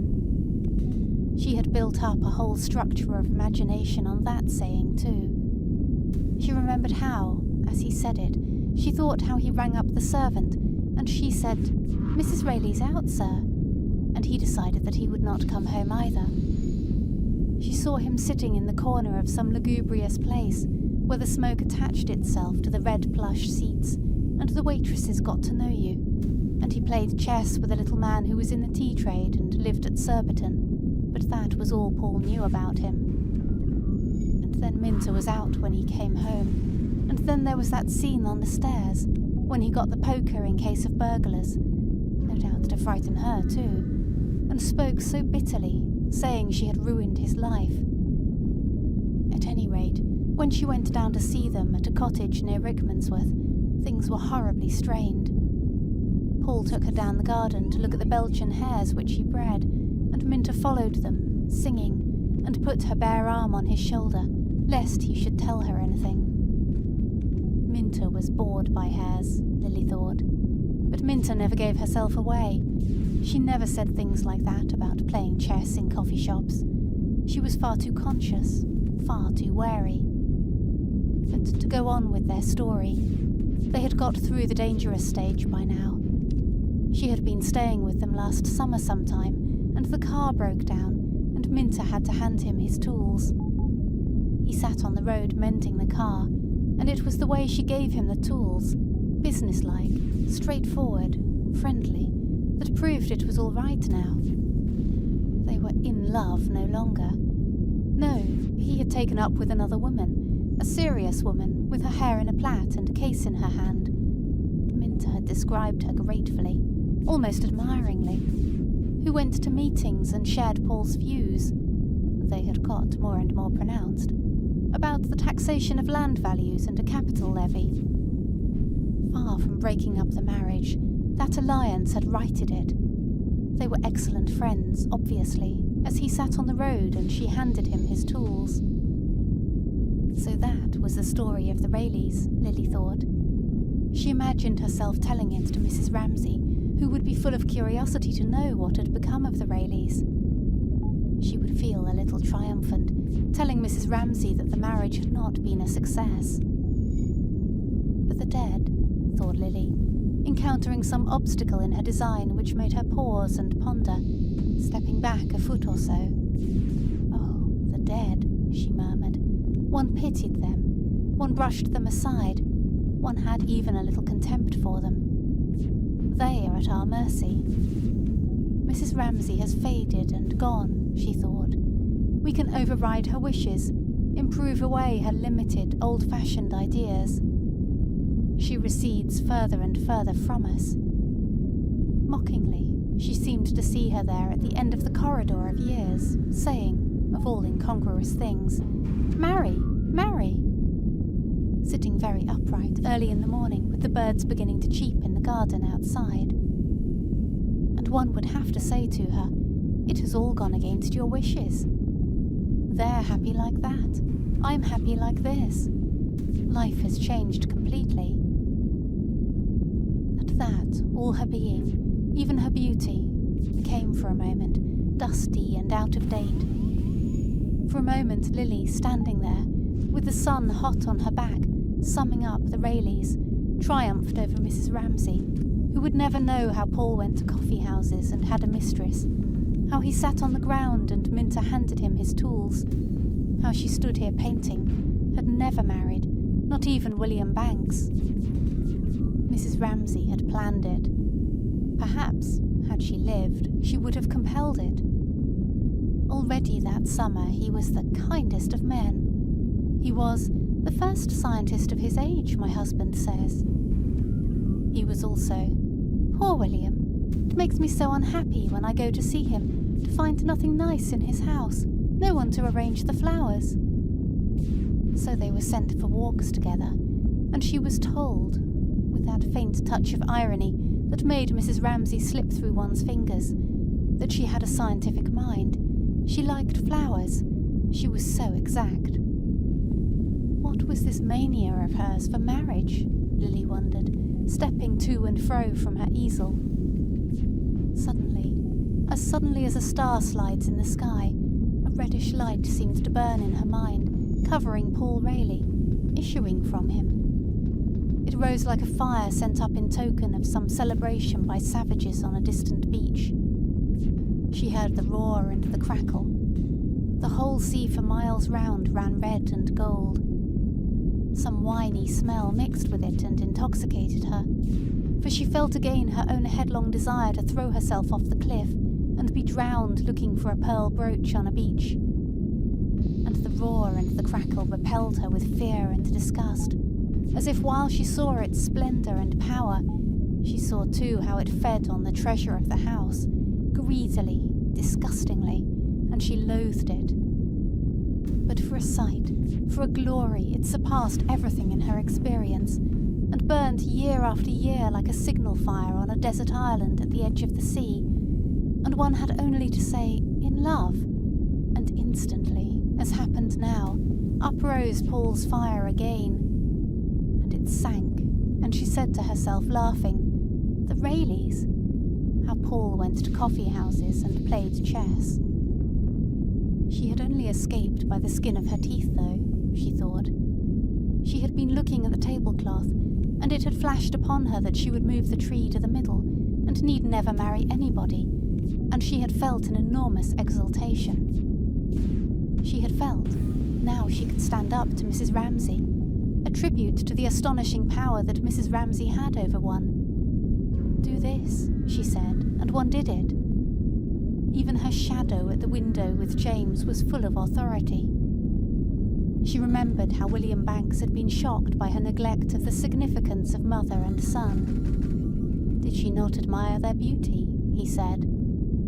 But William, she remembered, had listened to her with his wise child's eyes when she explained how it was not irreverence, how a light there needed a shadow there, and so on. She did not intend to disparage a subject which, they agreed, Raphael had treated divinely. She was not cynical. Quite the contrary.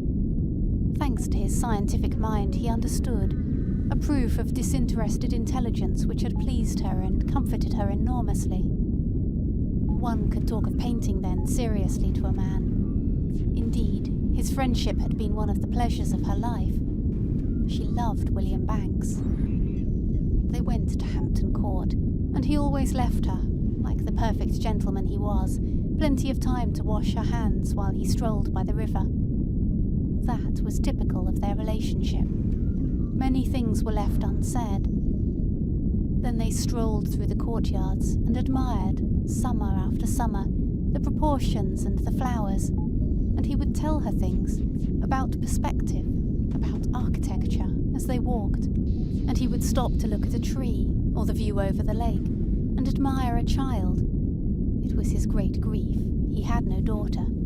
in the vague, aloof way that was natural to a man who spent so much time in laboratories, that the world, when he came out, seemed to dazzle him, so that he walked slowly, lifted his hand to screen his eyes, and paused, with his head thrown back, merely to breathe the air. Then he would tell her how his housekeeper was on her holiday. He must buy a new carpet for the staircase. Perhaps she would go with him to buy a new carpet for the staircase. And once something led him to talk about the Ramsays, and he had said how when he first saw her she had been wearing a grey hat. She was not more than 19 or 20. She was astonishingly beautiful. There he stood, looking down the avenue at Hampton Court, as if he could see her there among the fountains. She looked now at the drawing-room step. She saw, through William's eyes, the shape of a woman, peaceful and silent, with downcast eyes. She sat musing, pondering. She was in grey that day, Lily thought. Her eyes were bent. She would never lift them. Yes, thought Lily, looking intently. I must have seen her look like that, but not in grey, nor so still, nor so young, nor so peaceful. The figure came readily enough. She was astonishingly beautiful, as William said. But beauty was not everything. Beauty had this penalty. It came too readily, came too completely. It stilled life, froze it. One forgot the little agitations, the flush, the pallor, some queer distortion, some light or shadow, which made the face unrecognizable for a moment, and yet added a quality one saw for ever after. It was simpler to smooth that all out under the cover of beauty. But what was the look she had, Lily wondered, when she clapped her deerstalker's hat on her head, or ran across the grass, or scolded Kennedy the gardener? Who could tell her? Who could help her? Against her will she had come to the surface, and found herself half out of the picture, looking, little dazedly, as if at unreal things, at Mr. Carmichael.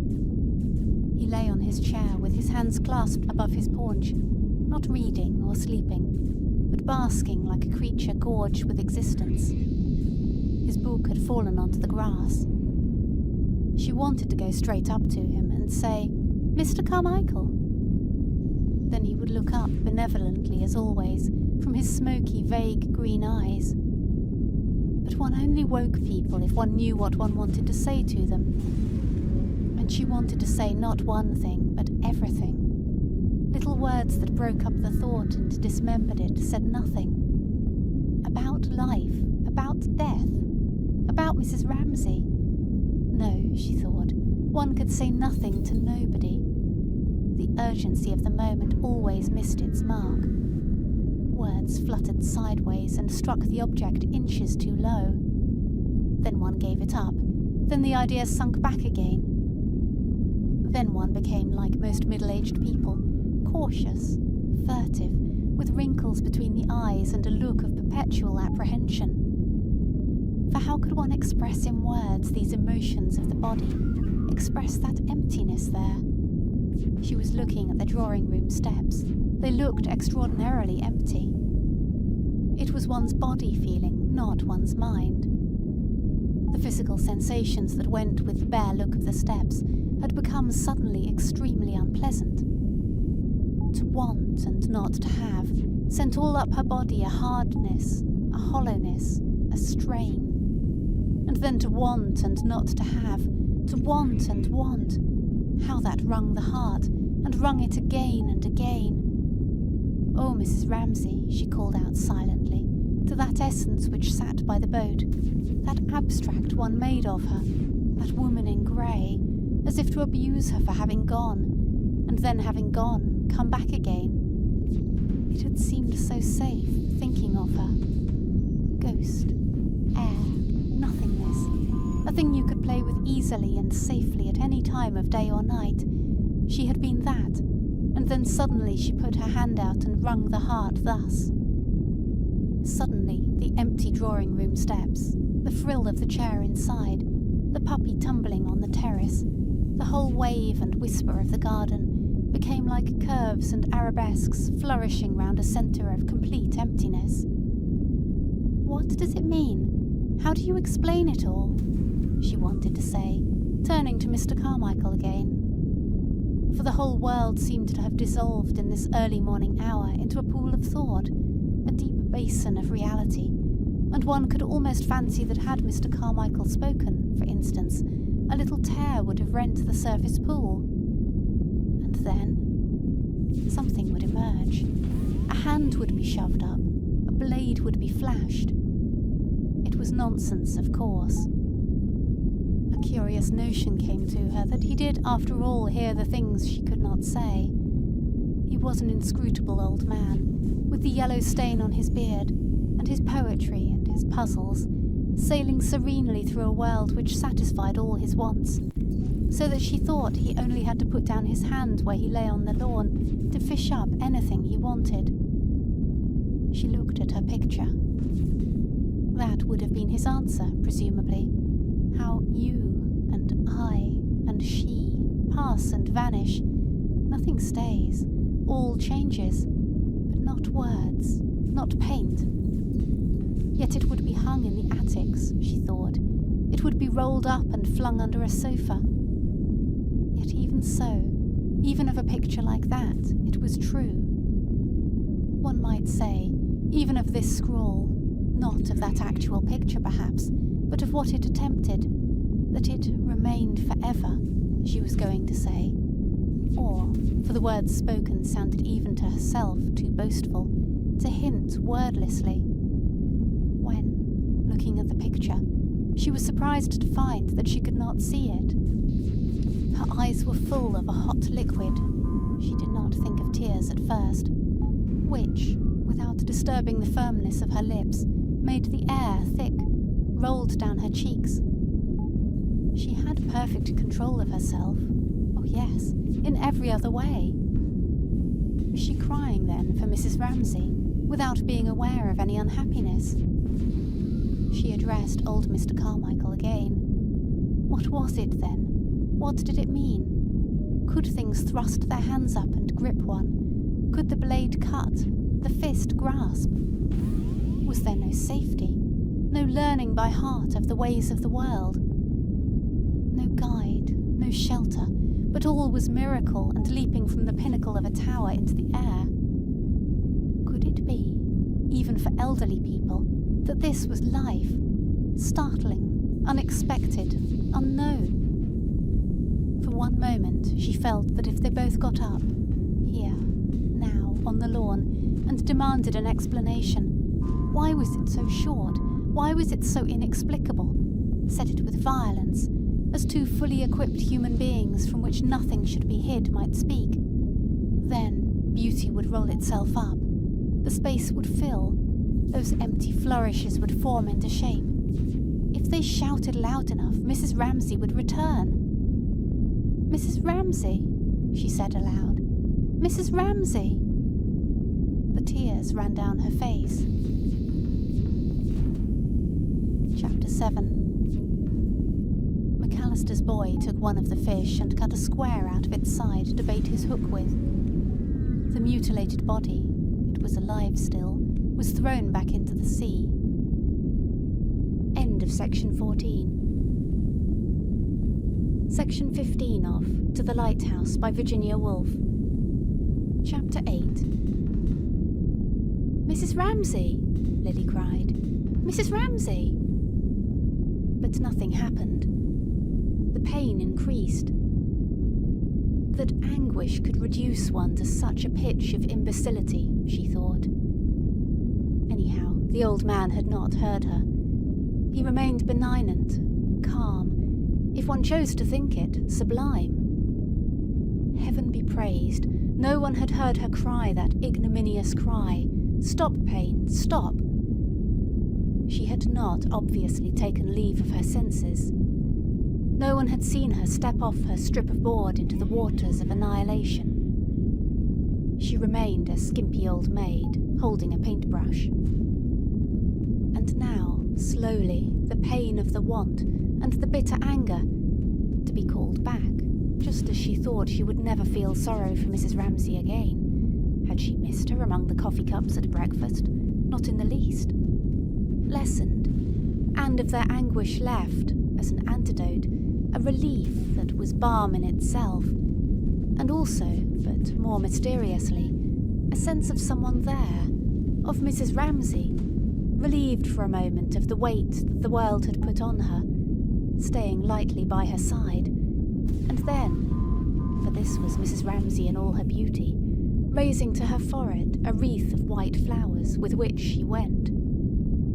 Lily squeezed her tubes again. She attacked that problem of the hedge. It was strange how clearly she saw her, stepping with her usual quickness across fields, among whose folds, purplish and soft, among whose flowers, hyacinths or lilies, she vanished. It was some trick of the painter's eye. For days after she had heard of her death, she had seen her thus, putting her wreath to her forehead and going unquestioningly with her companion, a shade across the fields.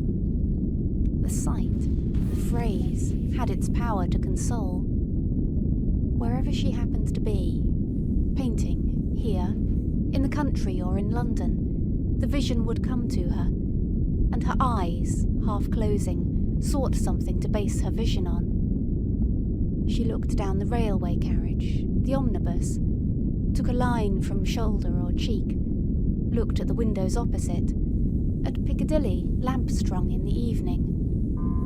All had been part of the fields of death. But always something, it might be a face, a voice, a paperboy crying, "Standard News!" thrust through, snubbed her, waked her, required and got in the end an effort of attention, so that the vision must be perpetually remade. Now again, moved as she was by some instinctive need of distance and blue, she looked at the bay beneath her, making hillocks of the blue bars of the waves, and stony fields of the purpler spaces. Again she was roused as usual by something incongruous. There was a brown spot in the middle of the bay. It was a boat. Yes, she realised that after a second. But whose boat? Mr. Ramsay's boat, she replied. Mr. Ramsay, the man who had marched past her, with his hand raised, aloof at the head of a procession, in his beautiful boots, asking her for sympathy, which she had refused. The boat was now halfway across the bay. So fine was the morning, except for a streak of wind here and there, that the sea and sky looked all one fabric, as if sails were stuck high up in the sky, or the clouds had dropped down into the sea. A steamer far out at sea had drawn in the air a great scroll of smoke, which stayed there curving and circling decoratively, as if the air were a fine gauze which held things and kept them softly in its mesh, only gently swaying them this way and that. And, as happens sometimes when the weather is very fine, the cliffs looked as if they were conscious of the ships, and the ships looked as if they were conscious of the cliffs, as if they signalled to each other some message of their own. For sometimes, quite close to the shore, the lighthouse looked this morning, in the haze, an enormous distance away. Where are they now? Lily thought, looking out to sea. Where was he, that very old man who had gone past her silently, holding a brown paper parcel under his arm? The boat was in the middle of the bay. Chapter 9.